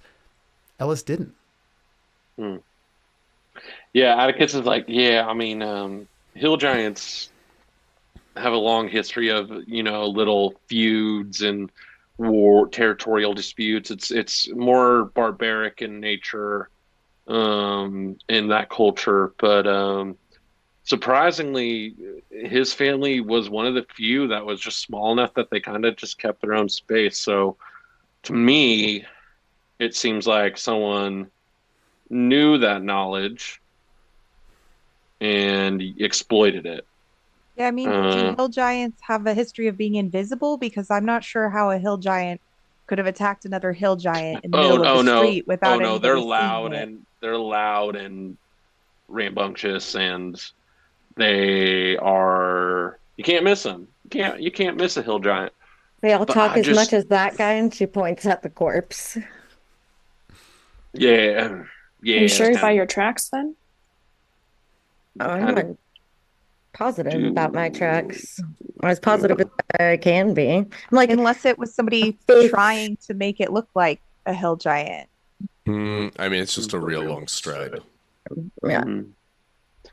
Look, I know the risk you all are taking by traveling with me down south.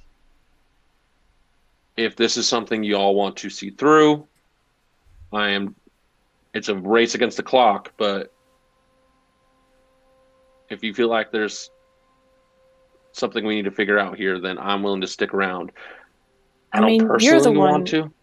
who looked at the corpse, but judging off what you described, it sounds like whoever did that is an expert in wet work, and that is not somebody I want to mess around with if we can avoid it. Yeah, I just get Atticus kind of like looks at the church and then kind of like looks around and it's like there's just something not right here. And I can't put my finger on it. But what do y'all think? I Um, go ahead. sorry, can I ask a technical question really quick? For sure. Does detect magic detect like the aura of magic that has been in the area previously, even if it's not currently in the area anymore? Like, I think detect if magic. somebody had If it was used if it was magic- powerful residue, for sure, it could do that. Okay, It, I think Fauna, well, maybe while everybody is talking, is just gonna cast detect magic on the area, like on Ellis's corpse in the general area, just to see if it seems like there's anything suspect to point towards it being not actually a hill giant battle and just like yeah. someone trying to make it look like that. Because if it is somebody, it could have something to do with us if it's not just a hill giant feud. So I would tell you this: as you go to detect magic in this general area, you start to, perform your incantation to pick up any presence or traces of the arcane. As you start to go about that, you feel a gentle but firm hand on your shoulder as Winnie places her hand there, kind of gets down close to your ear.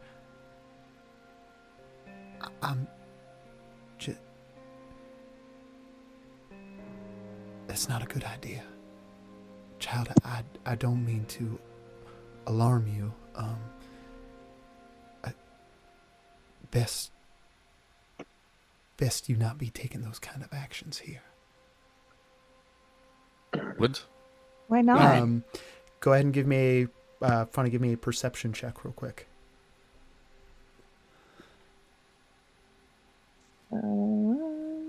11. Detect magic is a spell that uses, you have your verbal and somatic components, and as you went about, you see that, kind of like as that, there's almost that faint shimmer in the air too, as you like reach out to, you see that several people nearby are looking at you rather alarmed, like visibly. Winnie's going to lean in a little closer. Listen, your friends are assisting me in this investigation. I like you. I do not care for Father Emil, and I have no problem looking the other way. But if he or anyone in his employ were to have witnessed something like this, it would have been my duty as constable to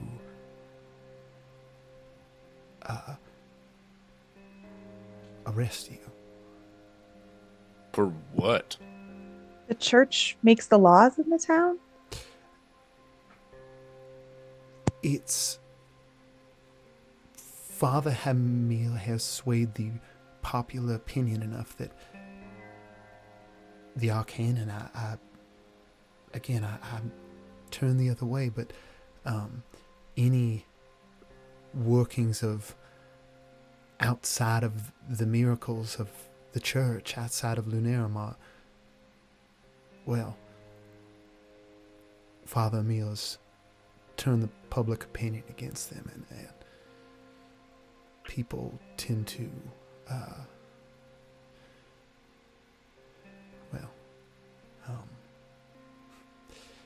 like I said, the Malgar has its ghosts. Okay. Fauna's gonna stop doing. I will say too, you did it enough. You don't detect any traces of magic over the corpse, so it's Okay. totally like mundane skullduggery. If you don't mind, Winnie, we're just gonna have a quick little sidebar from our sidebar and shuffle further Shuffle in away a from you. different direction. Yeah, what Winnie nods and steps back. I don't like being here anymore. How many people You- notice Fauna doing that? Yeah, I'm Um, sorry. I don't know if we should stay if I've now done something super illegal. Make me a perception check, real quick. I'm re-rolling that because it feels important. 18. On an 18, you see there were a few people, like a handful. None of them, a lot of them didn't appear to have like maybe clocked it in a way like they just weren't sure. Like there's that presence in the air of magic when it's cast that, you know, sometimes the tears on your arms, but you know, no one. They all appear to have settled down a little bit now, with the exception of you see across the street, turning and walking back towards the chapel. You see the Sorry, Elijah, to interrupt. Can we actually take a quick bathroom break? We just had a power surge issue. oh weird, and yeah, for sure. I- Yeah, let's do our 10-minute now, and then we'll come back Yeah. and yep, Sorry, everyone. cool. Powers.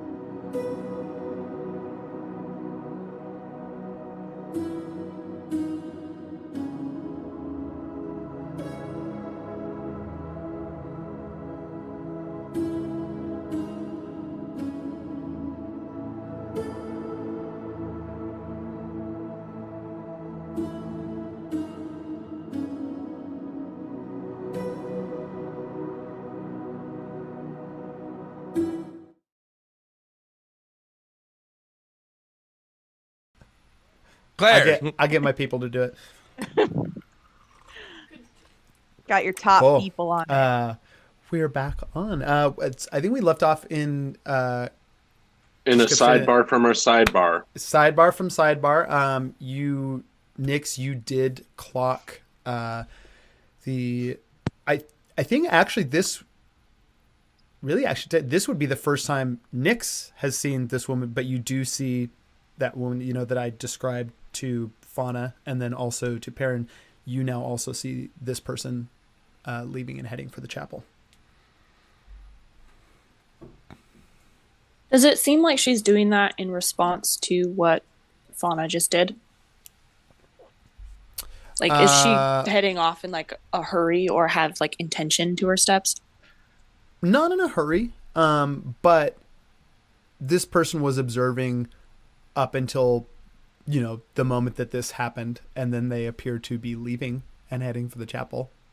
I think how your perception check was. How do you remember how high it was?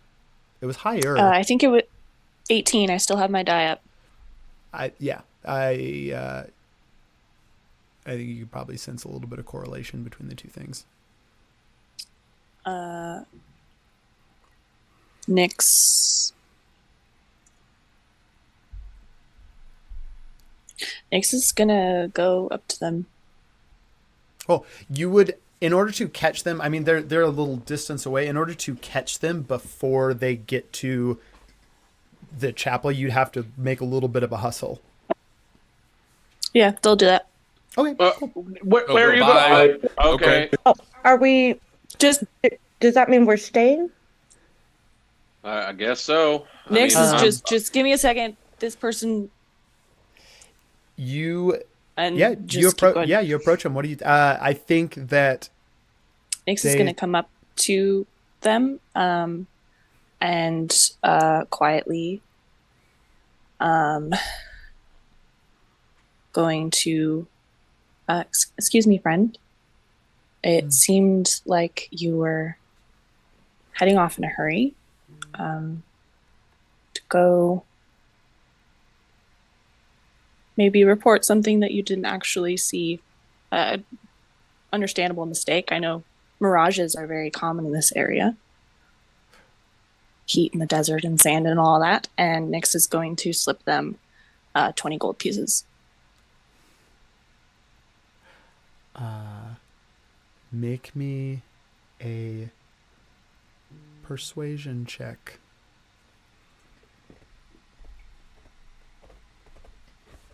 With advantage because of the gold pieces. Now with advantage. As because I think that's part of the persuasion check is the gold pieces. I can't remember if I get a D4 added to. Oh, it's performance, not persuasion. Okay. Do I want to reroll this? Yeah, I'm gonna reroll it. Shit. Oh, it's worse. 12. On a 12, she looks at you.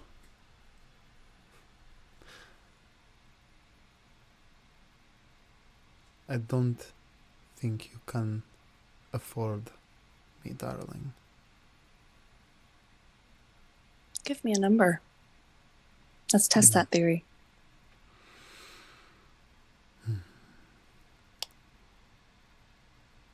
If I take your bribe, I will have to answer to someone who holds more power than your entire party can pool together. But you say it's a mirage, so I think maybe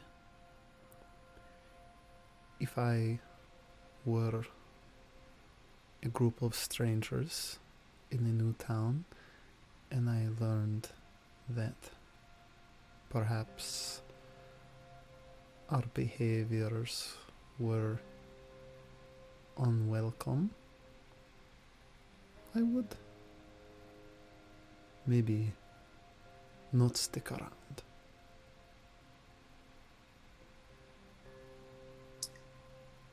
I think that's very sound advice. I don't think our plans were to stick around for very long after all. Maybe if you did have anything to share, you could delay it by, say, till morning light. And Nyx is going to slip another 10 gold into their hand. Yeah, the woman's going to take it. Morning light it is then. And yeah, takes it and Can I do an walks off in a insight different check direction, on not that? towards the chapel. Yeah, go ahead and make me an insight check. Okay. God, my rolls are terrible. All right, last point. There we go. 19. 19, she seems to be honest that like she's not going to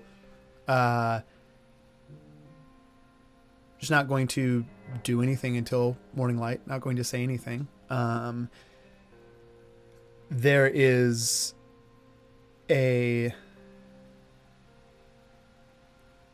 you think on a 19, a wealth of information that this person is hiding. But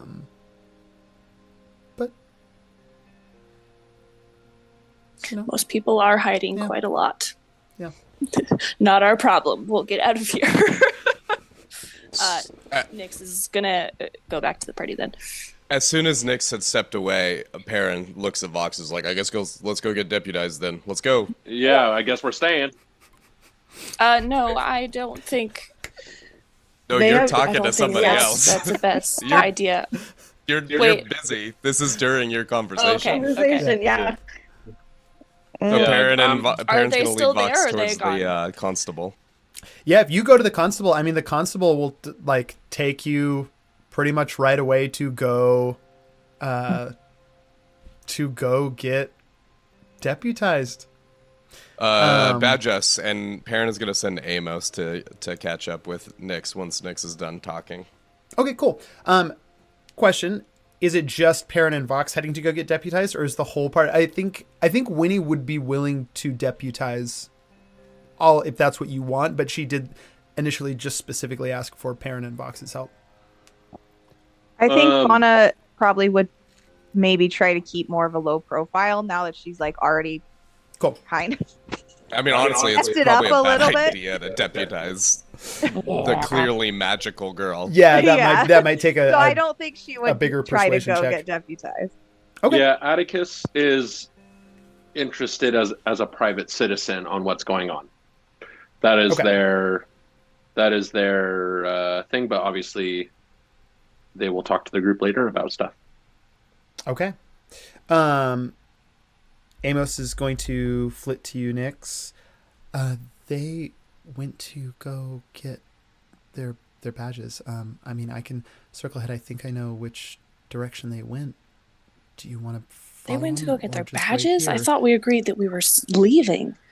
Seemed to be I- the general vibe of the group. I don't know. This place, it's odd. It's bad news, is what it is. Are they at Constable Winnie's place now, or are they I back think at the probably tavern? I can go get an overhead. Oh, actually, you know what? We discussed there is, I think, messaging between Peren and Amos. Yep. Yeah, Amos is going to message you. Peren, are you there? No, wait, where? Wait, where are you? Are you getting the Are you getting the? Should we Yeah, wait I can here? hear you now. Should we wait Where here? are you? Where's that? We're back at the tavern. Oh no, yeah, that's. Wait, Peren looks out the window. Well, you're not in Where's the. If the you tavern? followed Winnie to go, like, she wouldn't take you back to the tavern. She would take you to the headquarters. Yeah, he looks out the window of headquarters. Can he see the tavern? No, I think you're actually it's kind of, it's not on the main street. It is like one street off the main, not for like a, you know, a minute walk from here. It was pretty quick, but Winnie took you down a side street, and you look at, tavern's very close. Yeah, I think the guy at the tavern was making us food. Just have him wrap it to go, and then we're gonna start tracking this guy, because, like, think we should probably still eat. Right, to go. Nix and I should track then too, or should we wait here with Fauna? I'm with Fauna too. And Atticus. Yeah, tell you what, you stay with them. Everybody should eat. We're gonna do a little tracking and figure out. I mean, I don't know how far of tracking this is gonna be, and then we'll go from there. Okay. Amos is going to look back at you, Nix, and relate this. Are we at the tavern now? Yeah, you are still at the tavern with Fauna and Atticus. Okay. Peren says, wait here. We do could I see do that. Atticus and Fauna? Or we could go learn. Do y'all want to learn how to bury a hill giant? Sounds like a lot of Nix. digging. Hi.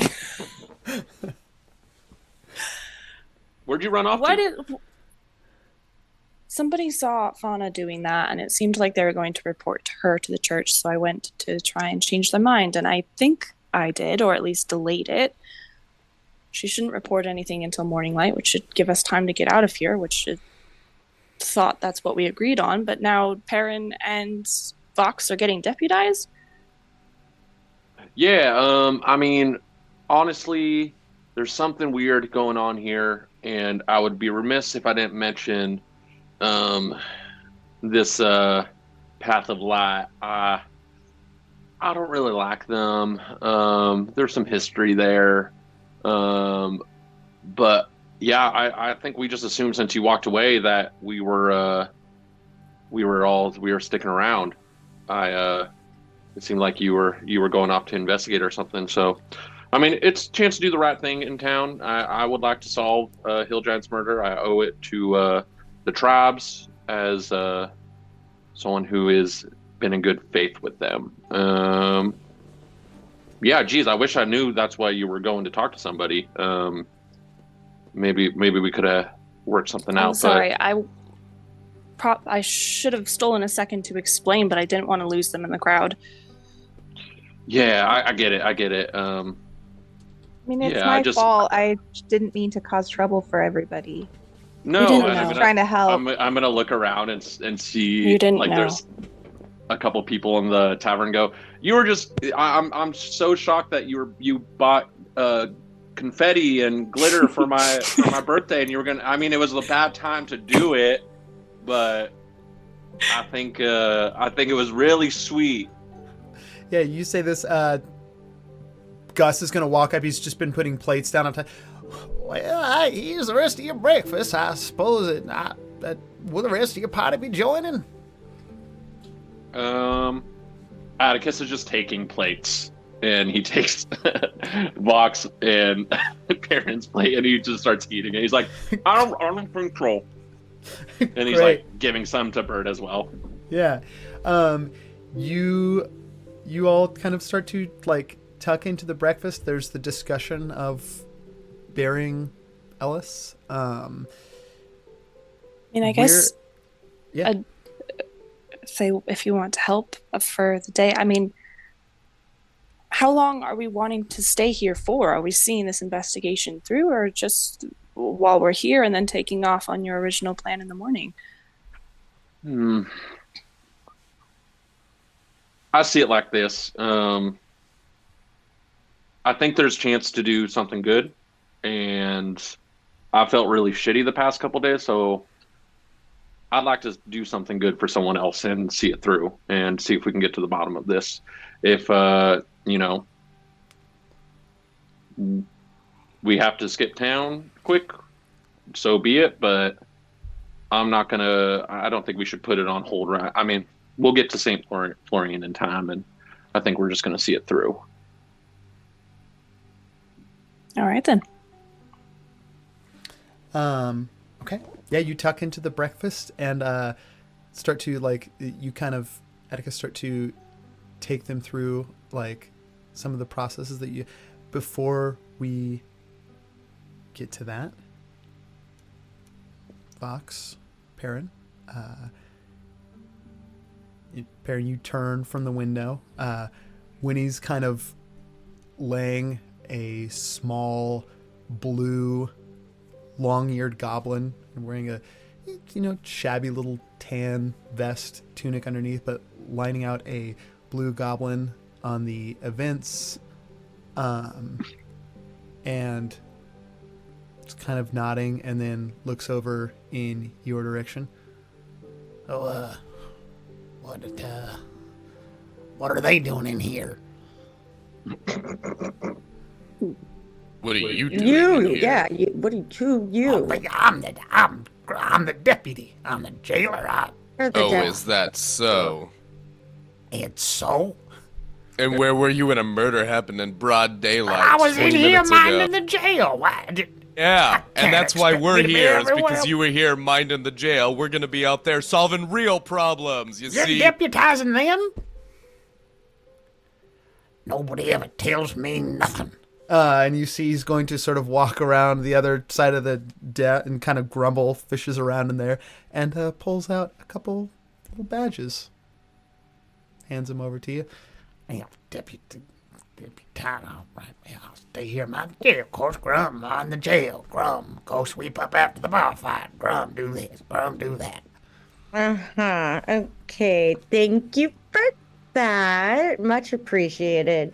I'm gonna need another badge. You're doing a great job. Don't listen. You're doing a great job here. We're gonna grab these and we're gonna go start this, right? Paris. Sorry. Sometimes I forget your name. It's all haze. Right. Yeah, you take the badges. When he has a couple, Paris he's going to kind of go around and be the face to the community, go around and like in houses and dwellings near where the event took place and see who's seen anything. But that leaves Vox, you and Peren to be on the trail of this. I'm going to have you make another survival check to sort of pick up where you left off.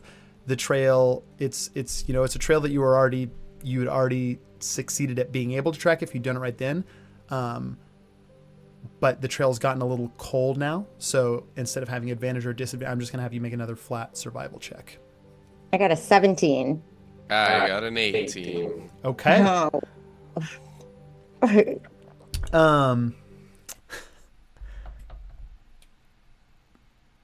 You're able to track this.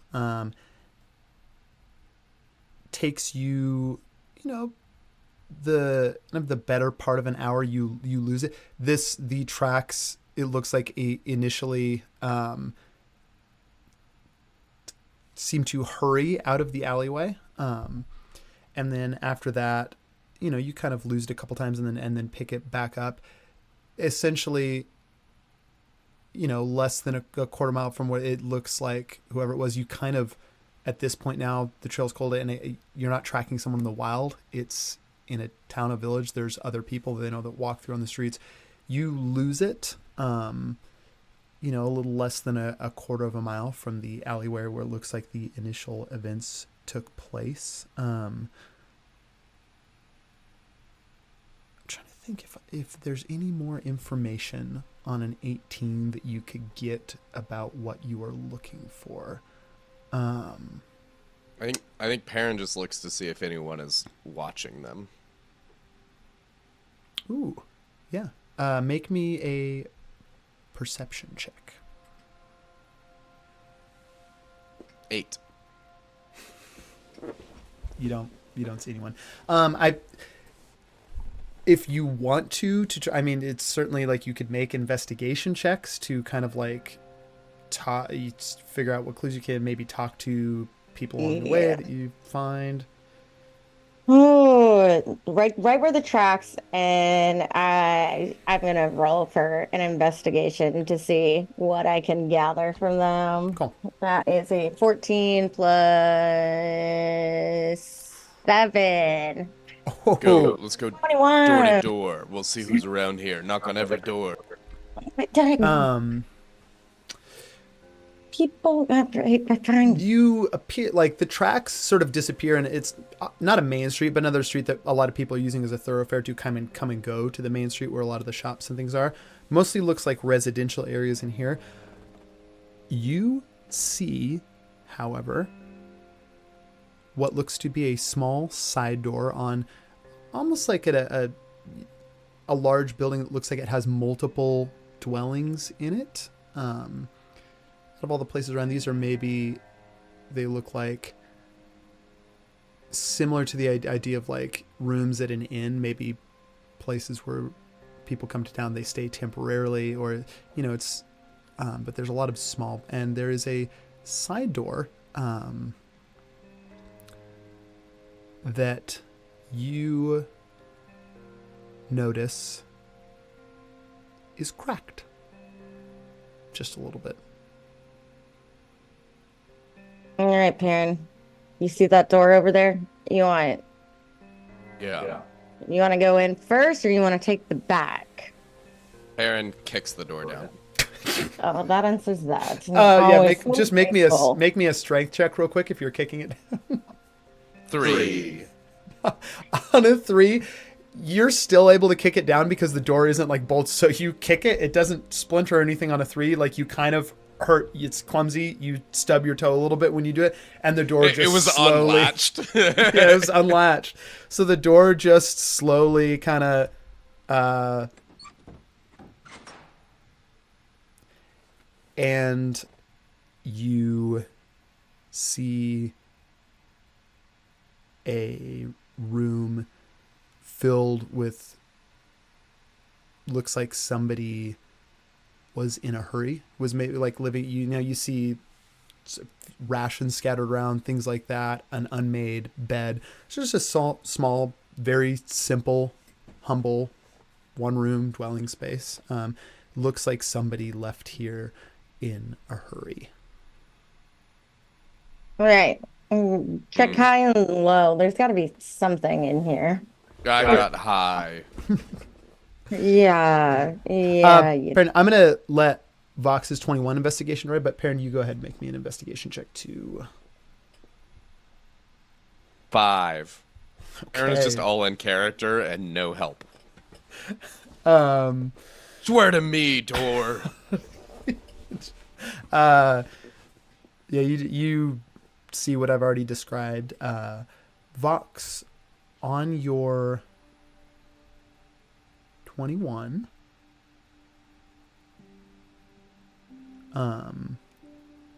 you find a few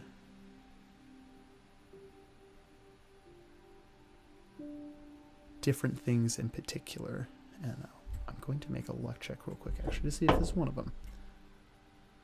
Indeed it is. In a corner there is a small little book, black, leather bound. It's about the size of your hand. You open it up and you see in it a series of writings. They appear to be rituals. Appears to be some kind of like occult book on daily rituals to be performed. Surrounding the book, there's, a couple sort of just melted down black candles, and a very small, perhaps about the size of a sparrow, very small little bird skull next to all these things. And I will also say, investigation checks high enough, the bird skull appears to have been, like, it's a clean skull. It has these darken marks on it, though, and it almost appears to have been like everything was burned away off this, like leaving the skull intact. It's not it has some char marks on it, but there's no feathers, no flesh left, but it looks like everything was burned away except for the skull itself. Ugh, it's a good thing your bird isn't here. I'm not sure how she'd feel about finding this. What? Perrin has his bottle open again and is sipping off of it. This here, this little tiny bird skull, almost about the same size as your bird skull. This. Ritual. Yeah, obviously. Can you just pause for a second and get it together? Quicker we get this done, we'll get out of here. I don't really want to babysit you while investigating. I don't care what you do in your free time, but we're on a deputy time right now. A deputy time. Yeah. And we getting it together? We good? We're here? We're focused? Yeah. We're in the game? Look, you've seen me drink way more than this and handle way worse problems than a bird skull. Okay. All right. Is the book, is it in a familiar language? Or is it just like runes and Do you speak Primordial? I do not, but I know because in the past I have seen Peren speak Primordial. Hey, together, this book, Right. What do you know? What can you see? What do you read? Yeah, that's. Yeah, I mean, you're right. Wait a second. Let me. That's primordial. I can Yeah. read that. Yeah. It says. Now I'm going to read this, but my voice is going to sound different. But it says. Go ahead, Baron. Go ahead and make me a religion check real quick. 14 on the religion. Okay. You begin to skim through the book. There are a variety of rituals here. See, there's some illustrations in here too. You see illustrations. I think one of the first ones in particular that you see is illustrations of kind of a forearm. Sections of the forearm look to be like diseased, and you see a label in there that translates to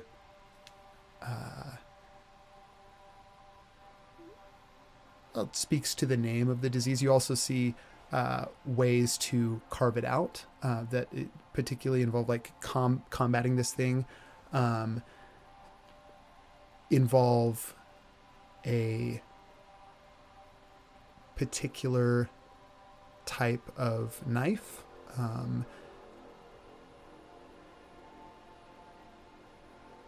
Soaked first in blood of someone that's been sacrificed, and then that burned away with fire. And this process is then like take that knife, and this is used to like cut out or cure. What you see in there is labeled to something that essentially translates as phoenix rot. And as you continue to skim through the book, you see various rituals in here. Things, a lot of them involve fire, communing with, you see something listed in here. You see an entity referred to as Ochran. Ochran. And I think as you start to flip through this, you realize that some of, there's different so it looks like a collection of information. It's not just one person that has written these things down in a book. It looks like, information passed down and everyone adds their little thing. You start to get to a back section of the book. And at this point, the language stops. There's no more primordial. There's no more even like diagrams or illustrations. It is just black scribble looks like it was made with charcoal. And faintly in the charcoal, there is an image that almost looks like the skull of a bird in different forms. And as you turn the pages, the entire thing at this point just devolves into furious sketches of this entity. There's a lot of references to phoenixes in here and birds. There's Yeah. rituals and blood. Vox has been peeking over your shoulder on her tiptoes at your 5'11" to her 5'9", just tiptoes. Like, ooh, well, Yeah. that all the more reason I guess we stayed, right? Should probably get that back to Atticus. Might be. Hold on 1 second. Uh-huh. Perrin's gonna take a deep breath. He's gonna tuck the book away, and he's gonna use primeval awareness, which is gonna tell him for up to 1 minute of this. I'm gonna do a level 1 spell slot. Mhm. He can sense whether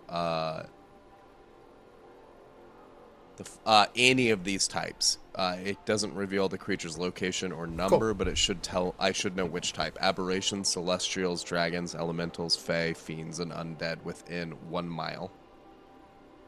Okay. You reach out. My understanding, I'm doing that mainly because primordial is the language of elementals and those who worship and interact with elementals. Yep. You reach out. You do not sense the presence of any primordial beings, any elemental, like nothing. None of those beings.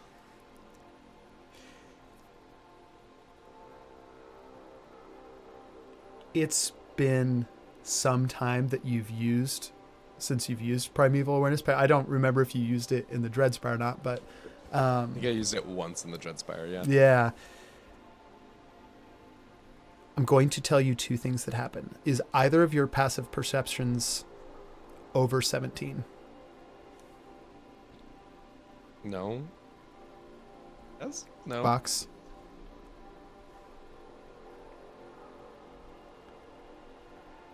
Absolutely freaking that. That's an 11 for me. Oh, shit. Yeah, no wisdom. Vox, as you are looking over Peren's shoulder, does a 15 hit? Unfortunately.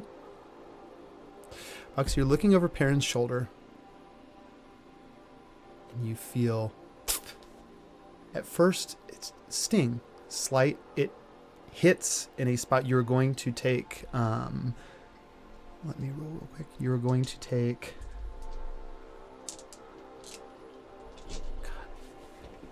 I need you to make me a Constitution saving throw.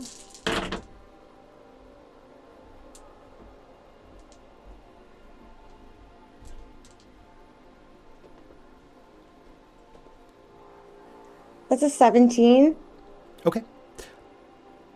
You're going to take 29 points of piercing damage as the dagger sinks into your back, which is small. And as the poison courses before you, on a 17 Constitution save, you are only going to take 14 half to 7 more in poison damage. So Vox is bloody. Vox is it's a total of 36. not looking good. Just immediate, a scream, just like a gargle, just an. Peren, as you are turning, as in response to this sound, does an 18 hit? Yeah.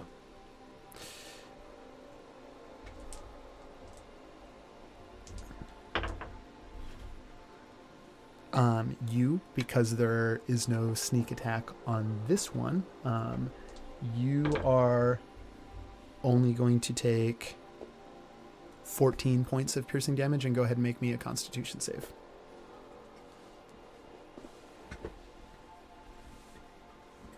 Well, that was a 19 Constitution save. Okay. You are going to take 11 points of poison damage, halved to 5.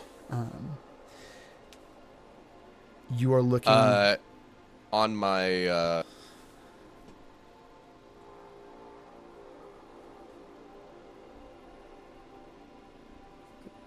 Hold on, you went dead We right can't hear there. Yep. Now I can. Oh, nope, now I can't. Zoom, what the fuck? Oh, no, now I can. Did I sense any elementals, or you said none of those things? I will tell you that in this moment, like you're reaching out with you didn't sense any of that. I will tell you that in the tavern, you sense the presence of a fae.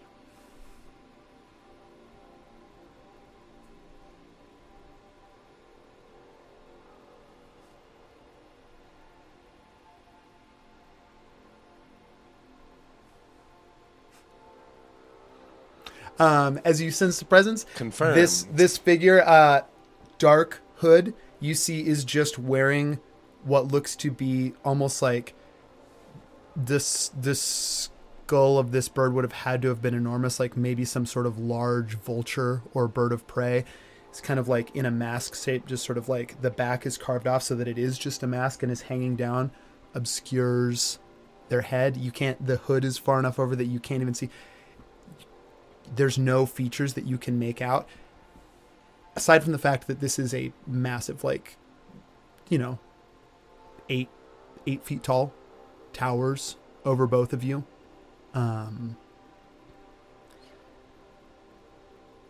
In Primordial, you hear a low whisper, Peren. Oh. You shouldn't be here. And I think this is still the surprise round. That was the bonus attack and the main attack, but this figure gets 2 attacks, so there's one more coming. Apparently they're going to take one more shot at you. I'm guessing that that was a 12 and 19 hits. It does. I was also going to ask, absorb elements works against acid, but this is poison, not acid, presume. Yeah. Yeah, okay. Yeah. The initial is just, so you're going to take, in this moment, only 5 more points of piercing damage, and I need you to make one more Constitution save. 17. Okay.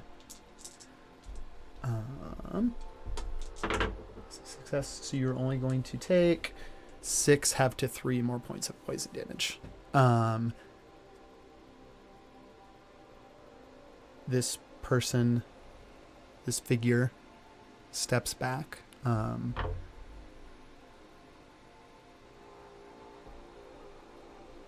They did not roll great. There's only a 12 on their initiative. I will have both of you roll initiative real quick, just to like this next action that's going to happen is important to have an order for it.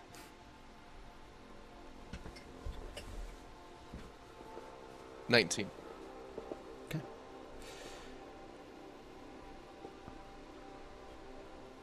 $15. Okay. Both of you are going to get to take an action before this figure does. How much HP do you have left? 2. Did you say 2? I did say 2. Roof.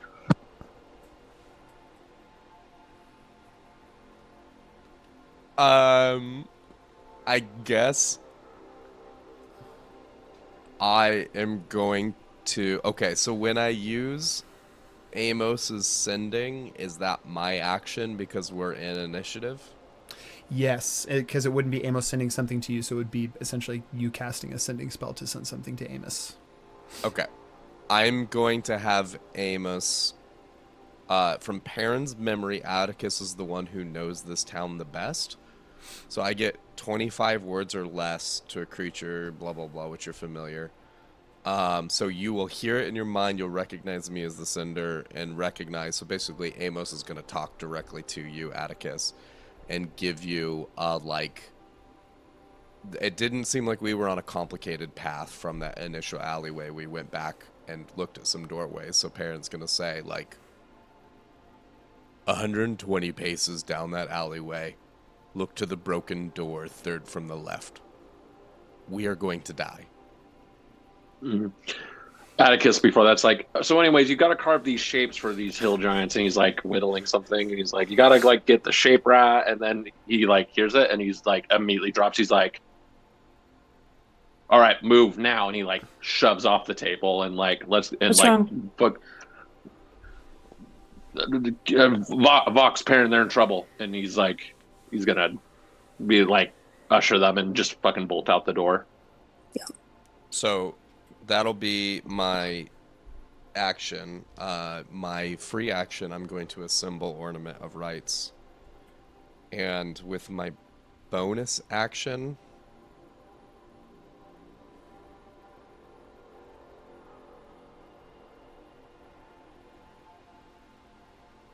Oh, your mic went dead after you said bonus. Yep, there it is. with my bonus action, I'm going to...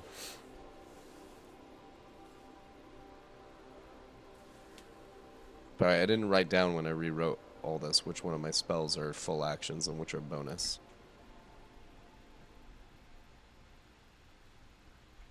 Fuck, that one's a action. I don't know. I'm gonna do something.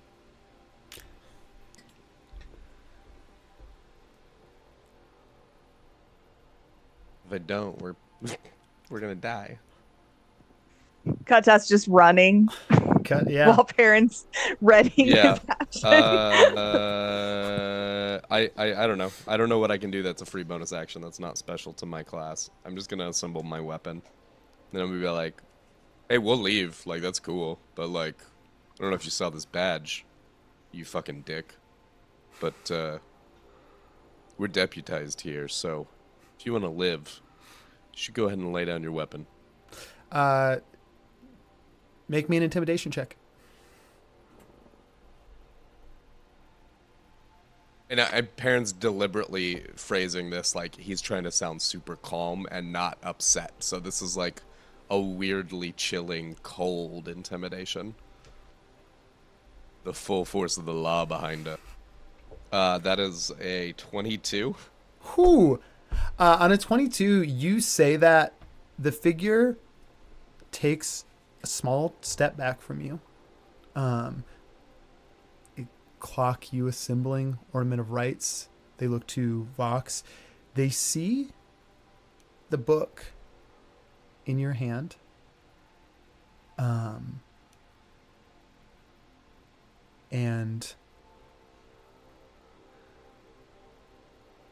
you see they instinctively just sort of go to like keeping their eyes, or rather, I guess you can't see their eyes, but their face sort of locked in the book as they start to reach for it. You hear a sound, Peren, the shearing of bone, and then just a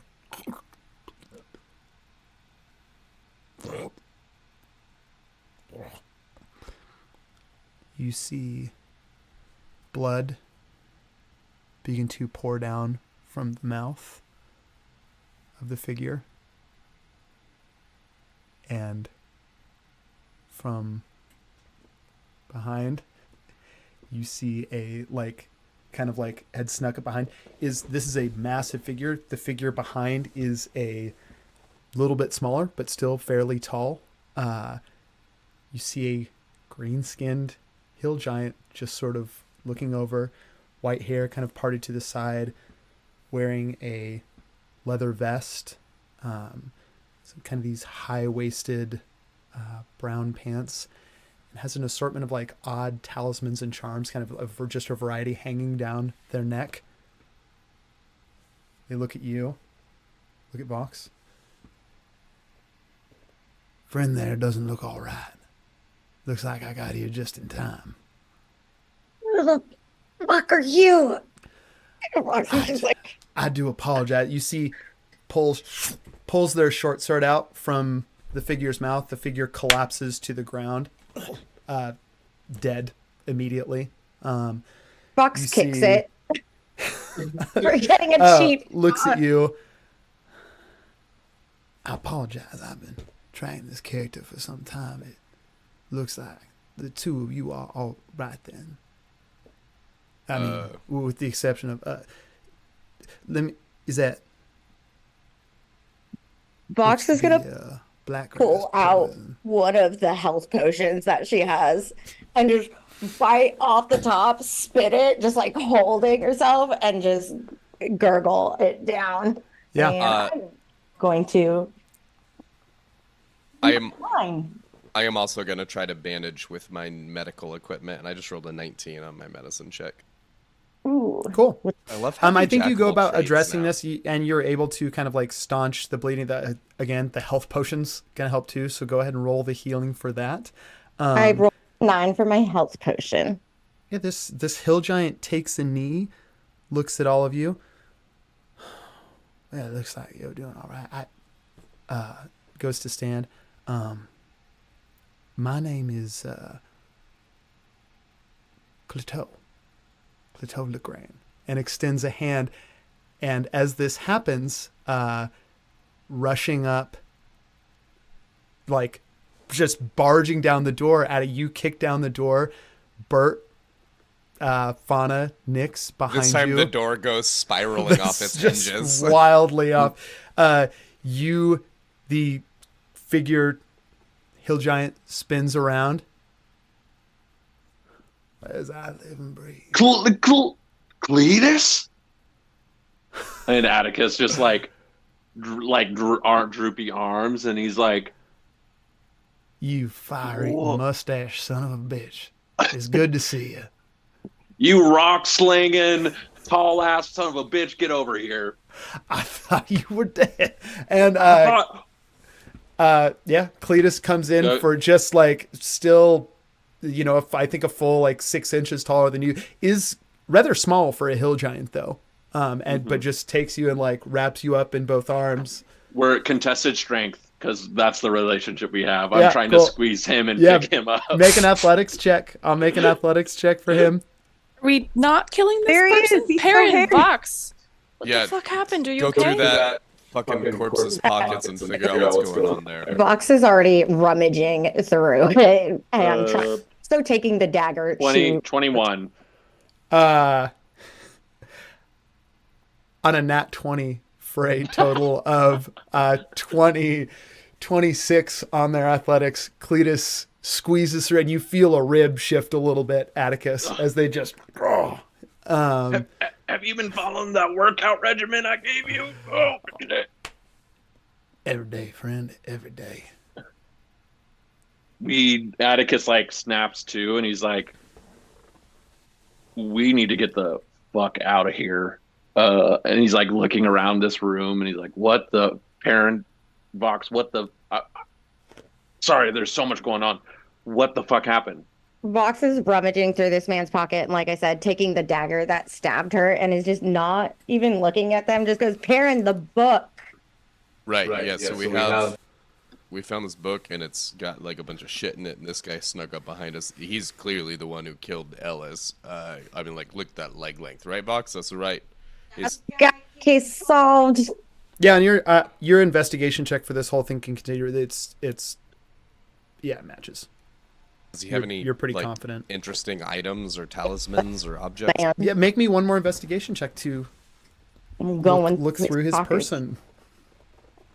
17. Oh, 16 plus 16, 17, 18, 19, 20, 21, 22, 23.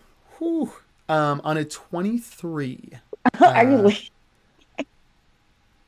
On a 23,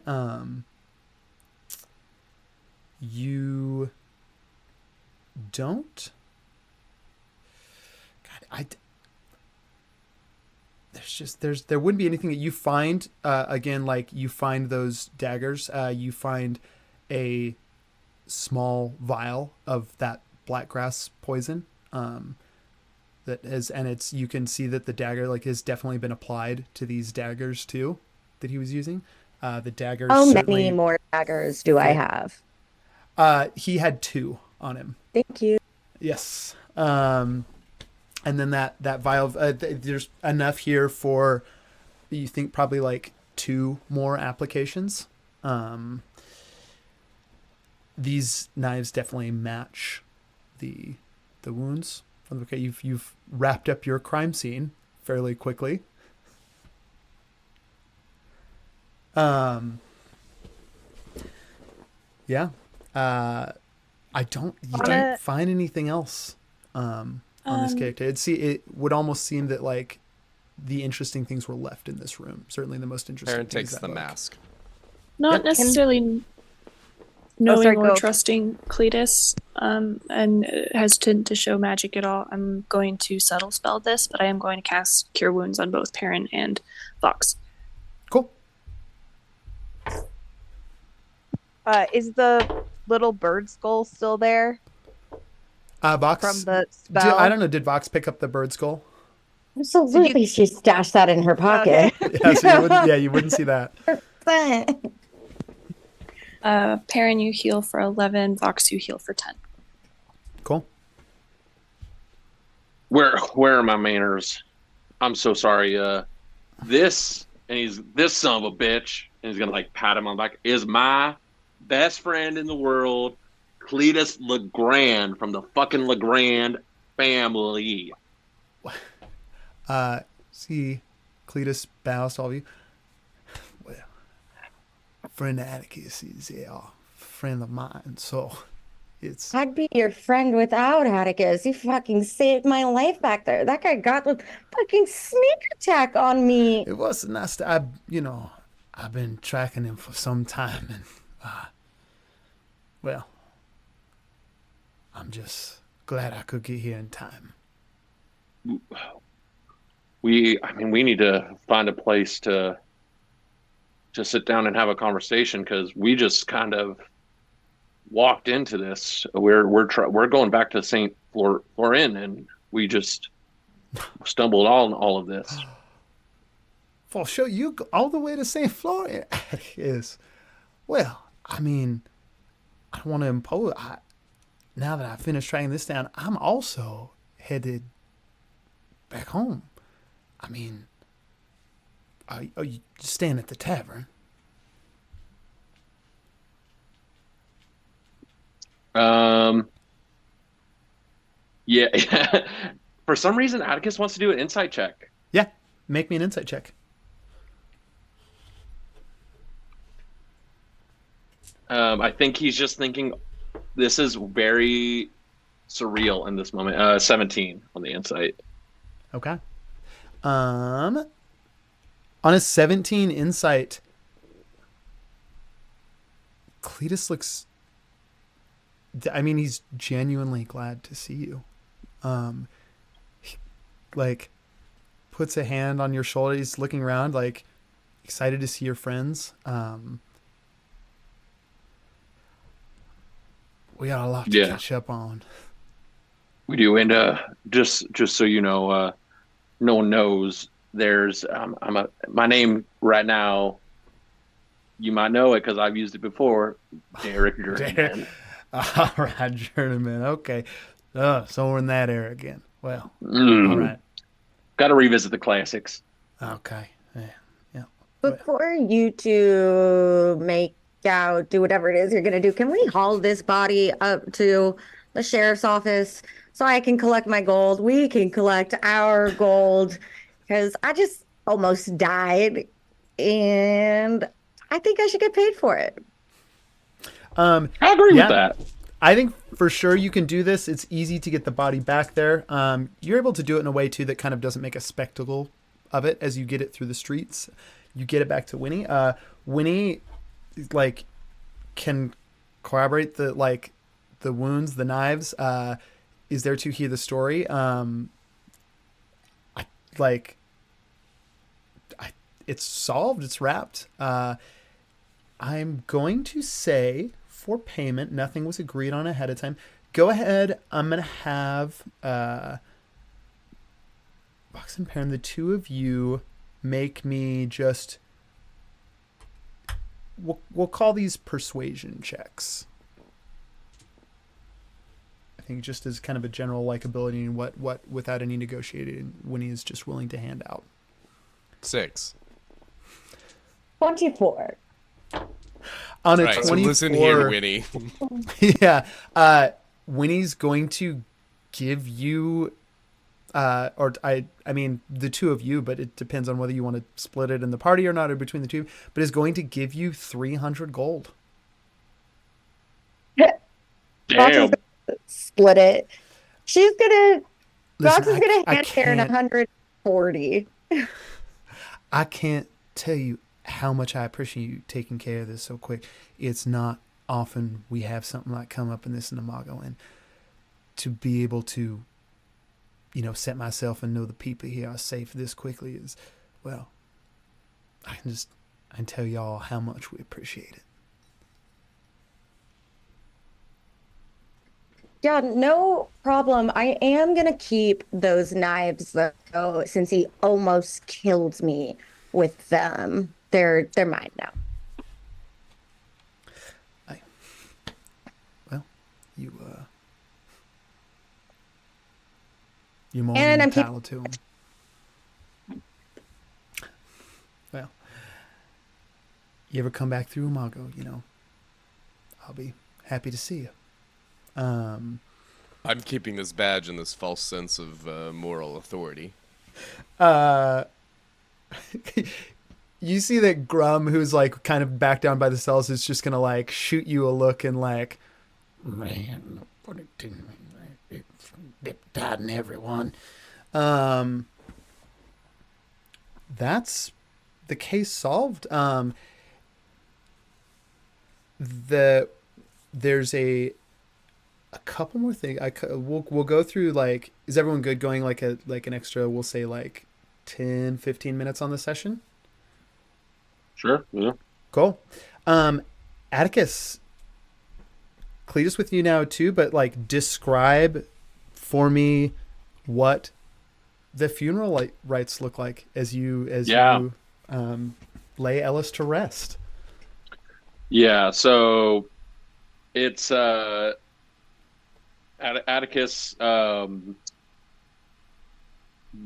builds like a pyre to set Ellis on, and he's gonna look at Cletus, and he's gonna say, I mean, I know this is like your culture, so would you mind singing the funeral rat song while I place the charms and all that for our friend from the south? It'd be my pleasure. Yeah, and Atticus is gonna he's gonna pull out. He's gonna put gold on the eyes. He's gonna put gold coins on the eyes and place the charms around.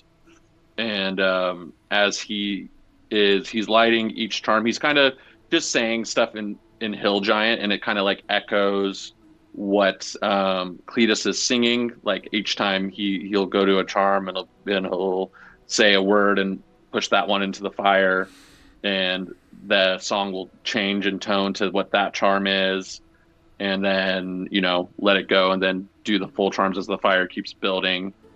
And then he gets to there's about 5 charms, gets to the last one, and kind of like looks at Cletus and pushes it in, and then Ellis kind of goes into this big like end of the song as the flame is at its peak.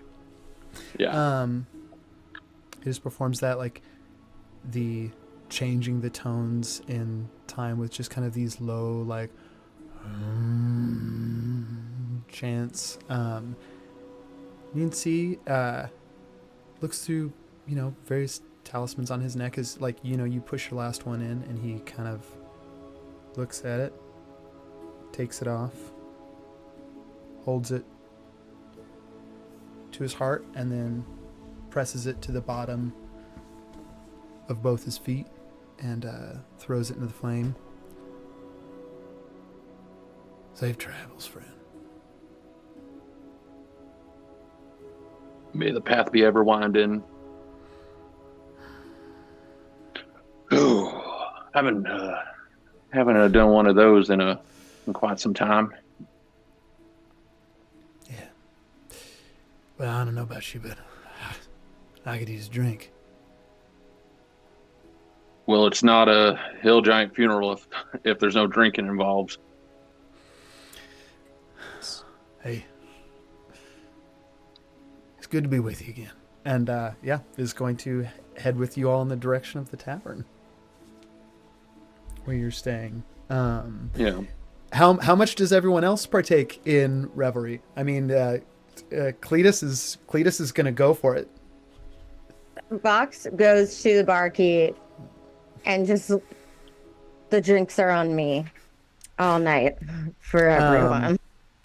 Yeah, Gus is going to look at you and nod and keeps everything flowing for the night. I think, the fact that there was a murder today and you attended a funeral, I think, Atticus, though, for you and Cletus is there to assist, like, this sort of wake or celebration, like, this is how it goes. And so there is, while there's a solemnness to the passing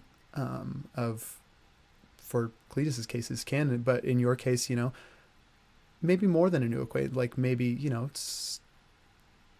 was only on the road with you for a couple days, but you shared a wrestling match and but it's not all doom and gloom in here tonight as kind of like you whip the tavern up. Cletus gets a couple people definitely going in some like old Solasa drinking songs.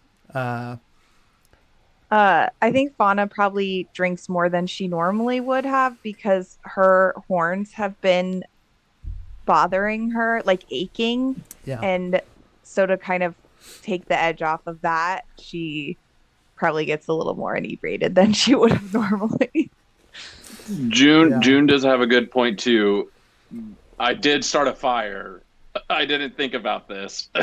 Yeah, I did. And I will say, I think that it's something that you reflect on as the night goes, Atticus. You performing these funeral rites, this sacred thing. You didn't think about it because it was just so natural. Like, this is what we have to do. And I think it only occurs to you now. There was nothing in the fire. Mm. Okay. Yeah, Atticus is like he's a little toasted now. And he's like, I don't know. But he's like toasted, so he's like, okay. And keeps drinking. And I am doing my Peren drinking rolls, and I actually passed very high. So Peren, I think, is carrying a cup, but is not actually drinking from it. But wander away from the crowd, and he spends some time inspecting this mask. Cool. Give me a... you can either make an investigation or an arcana check on the mask. That is an 18 arcana. 18 arcana. He's going to reference the book and the drawing in the book as well. Yeah.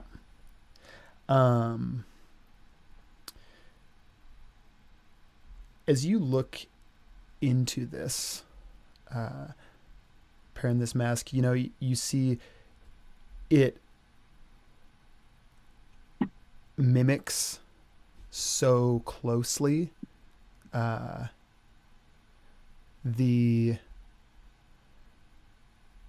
on just a second. Where's what I need? It mimics so closely a lot of those sketches towards the end of the book.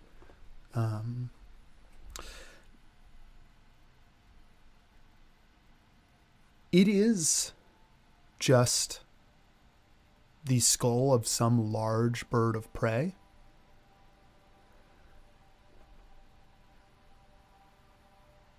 And while there's no direct, you don't, it's, in technical terms, it's not like this thing would get, like anyone who puts it on, it's not going to give you magical buffs. It's not going to give you anything like that. There's a residue on this. It is the sense that you get from it is that it is deeply attached to primordial magic and ritual. With an 18 on Arcana, it feels bad to hold this thing. I think as you look into its eyes, investigating it, the longer that you stare into the empty eye sockets, the more it almost seems like in the distance, deep back in the eye, maybe even deeper than the eye sockets go, you see a small flicker of flame in both cavities. And the longer you hold it, the more there is this sensation of not the warmth of fire, but the pain of being burned.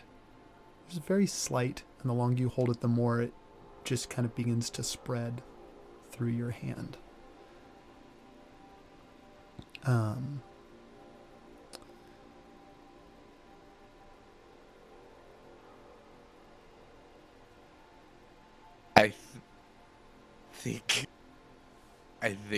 I think Peren is gonna go find a quiet room and put it on.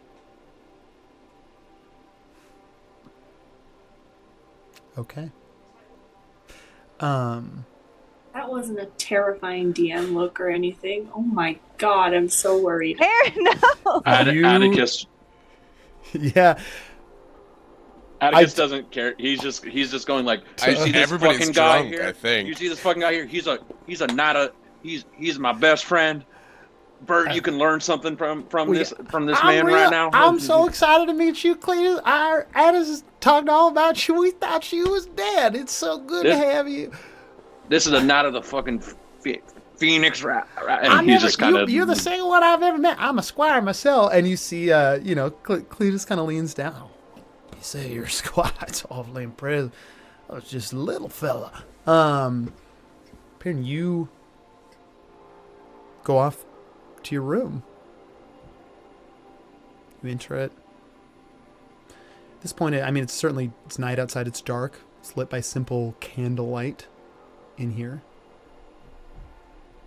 You put the mask on. As you put the mask on,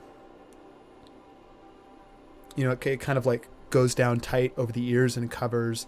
And there's that noise like, when you cover your ears sometimes and you haven't done it in a while, you just sort of hear that white noise. It's it's blood rushing. It's the din of the tavern downstairs is drowned out. You just kind of hear that crackling.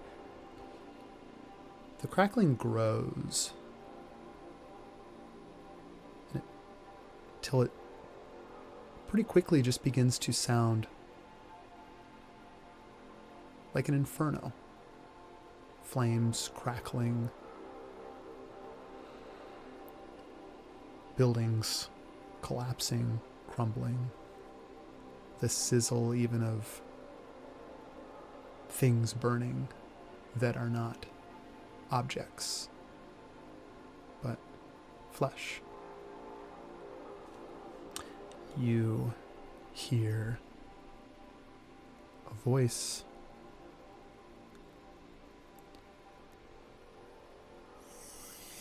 You are not one of the chosen.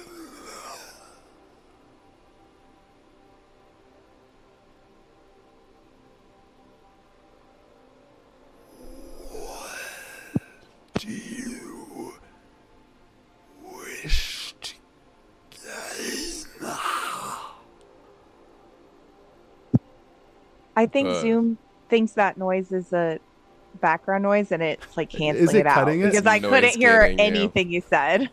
I was trying to Um, decide how subtle you were trying to be. yeah. It So was noise canceling. What do you wish to gain? Oh. Oh. Boy, what a big question. It's you make some bargains, huh? I've made What? bargains. You what about bargains? I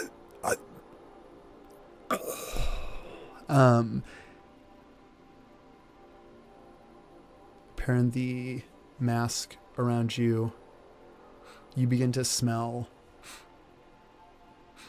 burning, and then you begin to feel heat on your face. As the mask erupts into flame, you're going to take 4 points of fire damage. Do you continue to keep the mask on?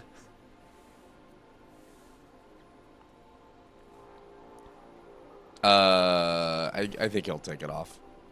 As you go to take it off, and as you hold onto it, the front of it just begins to, this thing is almost charring from the inside out, and it just crumbles away in your hand, and the remains fall off your face onto the floor. There's no fire, but this thing is now just, it's charcoal at this point. Perrin is gonna dig into one of his pockets and pull out the burnt remains of the tarot card. And he's gonna concentrate and try to speak to that door entity.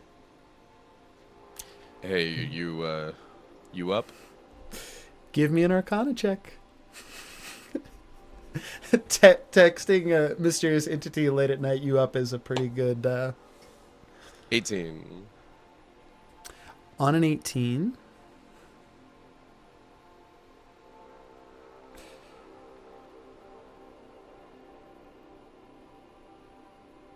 On an 18, you don't get anything. Right. Well, I was just wondering if you knew anything about a giant, like angry bird death god thing. Like, no big deal. It's fine. He puts the card away. You put the card They away. nod up. Yeah, the text goes unread. They're on Do Not Disturb. Is I think the revelry downstairs sort of starts to fade as one by one, like strangers who had joined the party start to turn in. I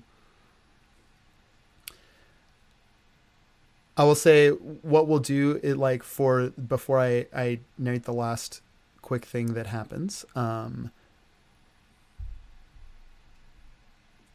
If there's anything like preemptively that the group wants to do before they go to, but like we can cover it in the next session, but like as the party kind of dies out and everyone goes to their beds to rest,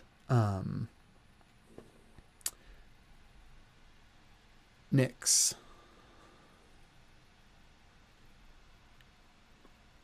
does Nyx fall asleep? I think we're eight days until the full moon. Moonlight shining in your. Does Nyx fall asleep immediately? I think while everyone else was like drinking and having revelry, they're still worried about kind of stuff getting back to the temple and some sort of riot and pitchforks with Fauna, and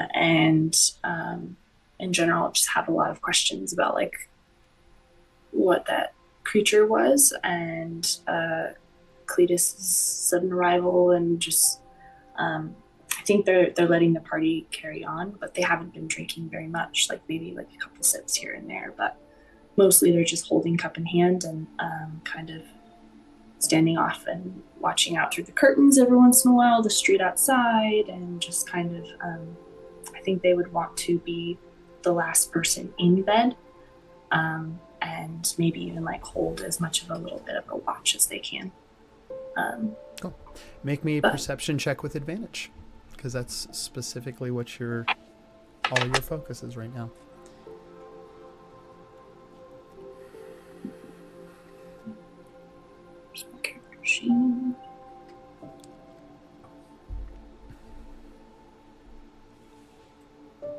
There's a 21 on the first one and a 5 on the second one. So 21. On a 21, you look outside.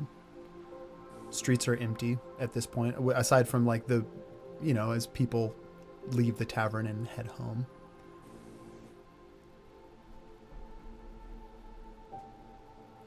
After, I think, maybe an hour or so of watching and the party dying down, and several members of the party have even turned in now. Gus is cleaning up. Outside, you see at first what almost seems to be a trick of the moonlight as it shines directly down, illuminating the dirt street. Just a little flicker. Another one. And as you begin to focus in on it, you see an almost translucent image of a small boy. A white shirt, brown trousers, beckoning to you.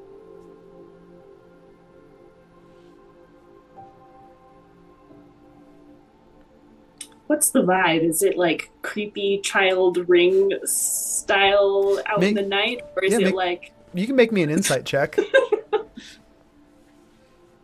What's the gut instinct to seeing this child? That was 5. On a 5, I will say on a 5, the beckoning is like obvious. The child doesn't like there's no maiming, there's no creepy, there's no dart. This looks like almost actually kind of similar to the way that the waxing knight appears. Except in this case, instead of bringing their own light like the waxing light does, like it almost looks like there's something in this child that is like catching the moonlight, and that's what's making them visible. So whatever this sort of intangible spirit is, they're showing up more specifically because it's by the light of the moon.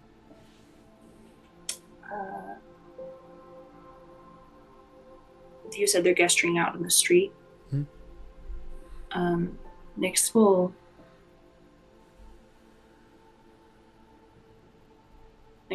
go down and slip out the door and kind of close it behind them. But they're going to stay like kind of by the door. And... you come outside, child. Again, almost in like... almost like a cloud, like passing through something. The way that their steps work is almost just like the image. And they start walking towards the chapel.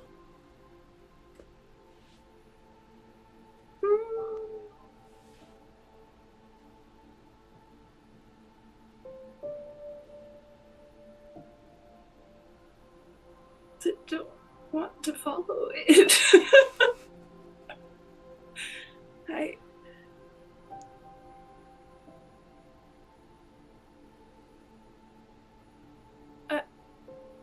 Hello there. What?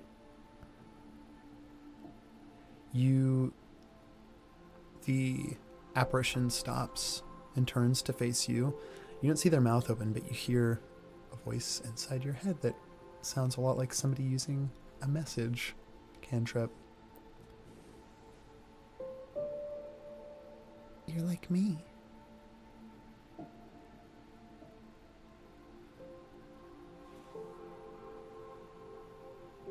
Are you okay? Are you in trouble? What's your name? What are you doing out here? I was in trouble. Not anymore. Now I'm just this. I live in the moonlight.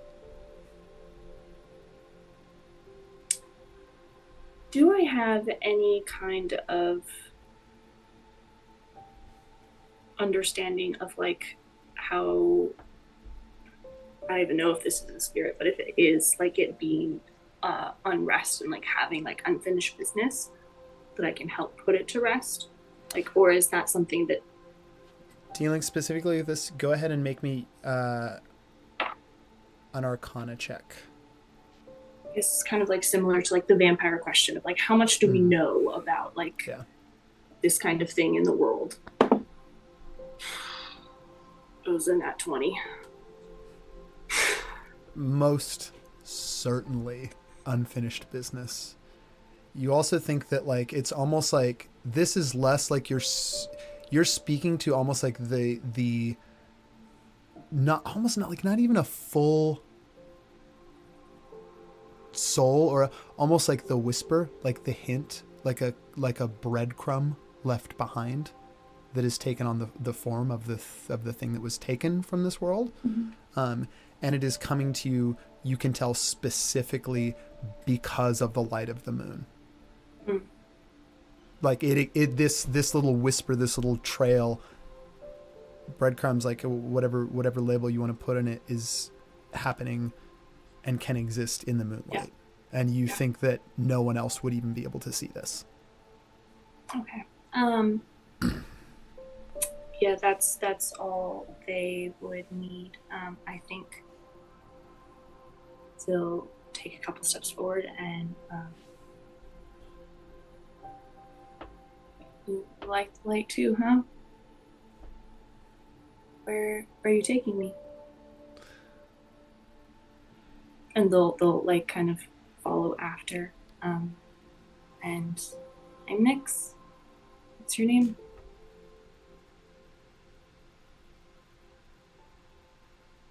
I don't remember. You don't remember? Can you help Yeah, me? I've been there too. Get socks on. I think this little apparition left behind by the moonlight is going to try and reach up to take your hand. Nyx will accept it. You don't feel any physical contact. Like, it does seem to grab your hand. You don't necessarily feel physical contact, but you feel there's a coolness to it, some kind of sensation as the apparition grabs your hand, and it begins to walk again in the direction of the chapel. Before I leave, I'm going to glance back and well, I don't actually, I should probably look at the distance of this. I don't know if it would work. I'll just pull out a scrap of paper and write a note, and went to the chapel and signed just like a little N, and probably like tuck it into the crack by the door. Cool. And then go after with the kid. Yeah. They're very much like they want to help them. If they know that they're looking for peace and they're probably the only person who can see them, then they're gonna want to try and give them that. Chapel doors are open. No one in the chapel. Moonlight, I think, spills through the many windows in the side, illuminating pews, and then just a simple little, looks to be like an altar at the far end for Lunarum, most likely to where Father Mule would deliver his sermons from. Make me an investigation check in this space. You get in there and the apparition just kind of like appears to now sort of be following you through the chapel. What's the check? 17. Do you know what you lost here? What am I looking for?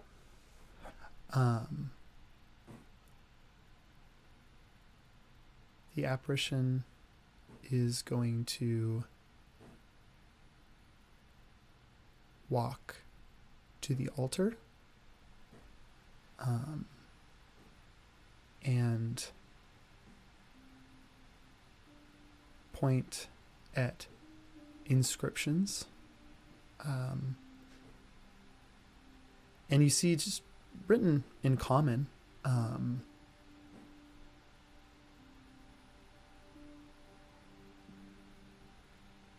you just see a small inscription on the bottom of the altar that reads, "For a world filled with light." And then there are names underneath. Just written underneath the inscription. 17 investigation. You see there's a part of the altar that looks like there is a small little, like, underneath the lip of it, what looks to be like a little lever that you can pull underneath those inscriptions and those names.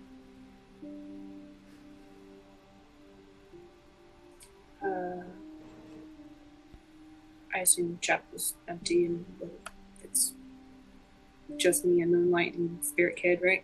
Yeah. Yeah. All right. Yeah. Pull the lever.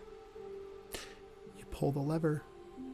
You hear a sound like a panel sliding away behind the altar.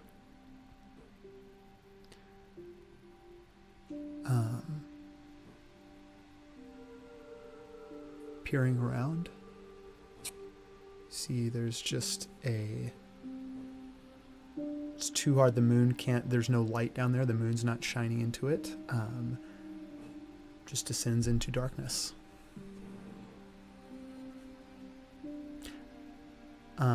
Make me a perception check real quick too.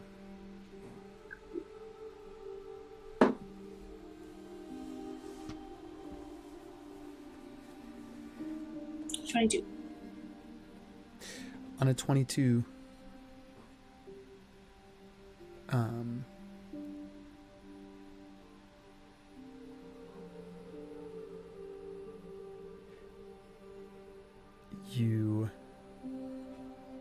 as you like lean around,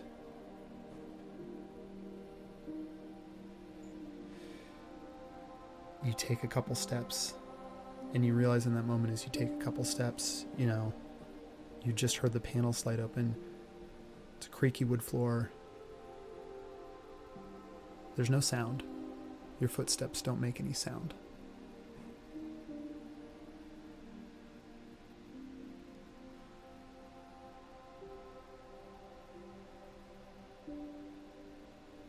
Has silence been cast?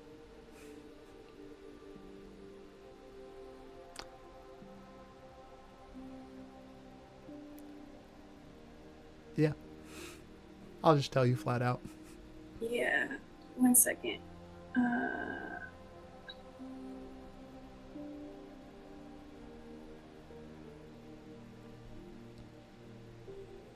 I do Dispel Magic on it? You go to... Verbal Magic. Yeah, reach totally. You can subtle spell But it. Silence? It would work in silence if you could access it, because when you go to reach for that magic, you immediately know what's happening. Like an alarm, you go to cast Dispel Magic, something catches the corner of your eye, and you realize that the magic's not there. Like you can't there's something cutting you off. And as you catch something out of the corner of your eye, you look to the front of the chapel, and standing in the doorway, you see Father Emile. You see standing next to him the woman in white with long hair.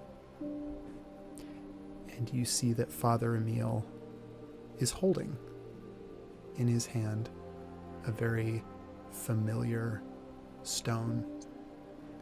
And in that moment, you realize, with the perception check that you failed earlier in the day and the bad luck that you experienced during the dust storm,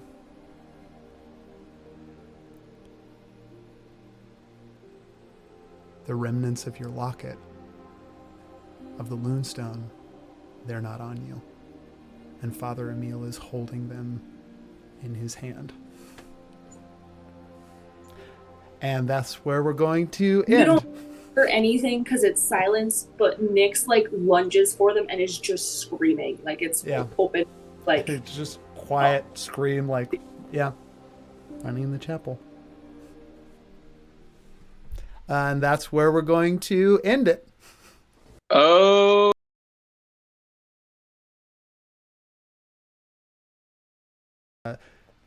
On April Fools, of all things. So we'll see everyone then. Or will Thanks we? for watching, Just kidding. viewers. Thanks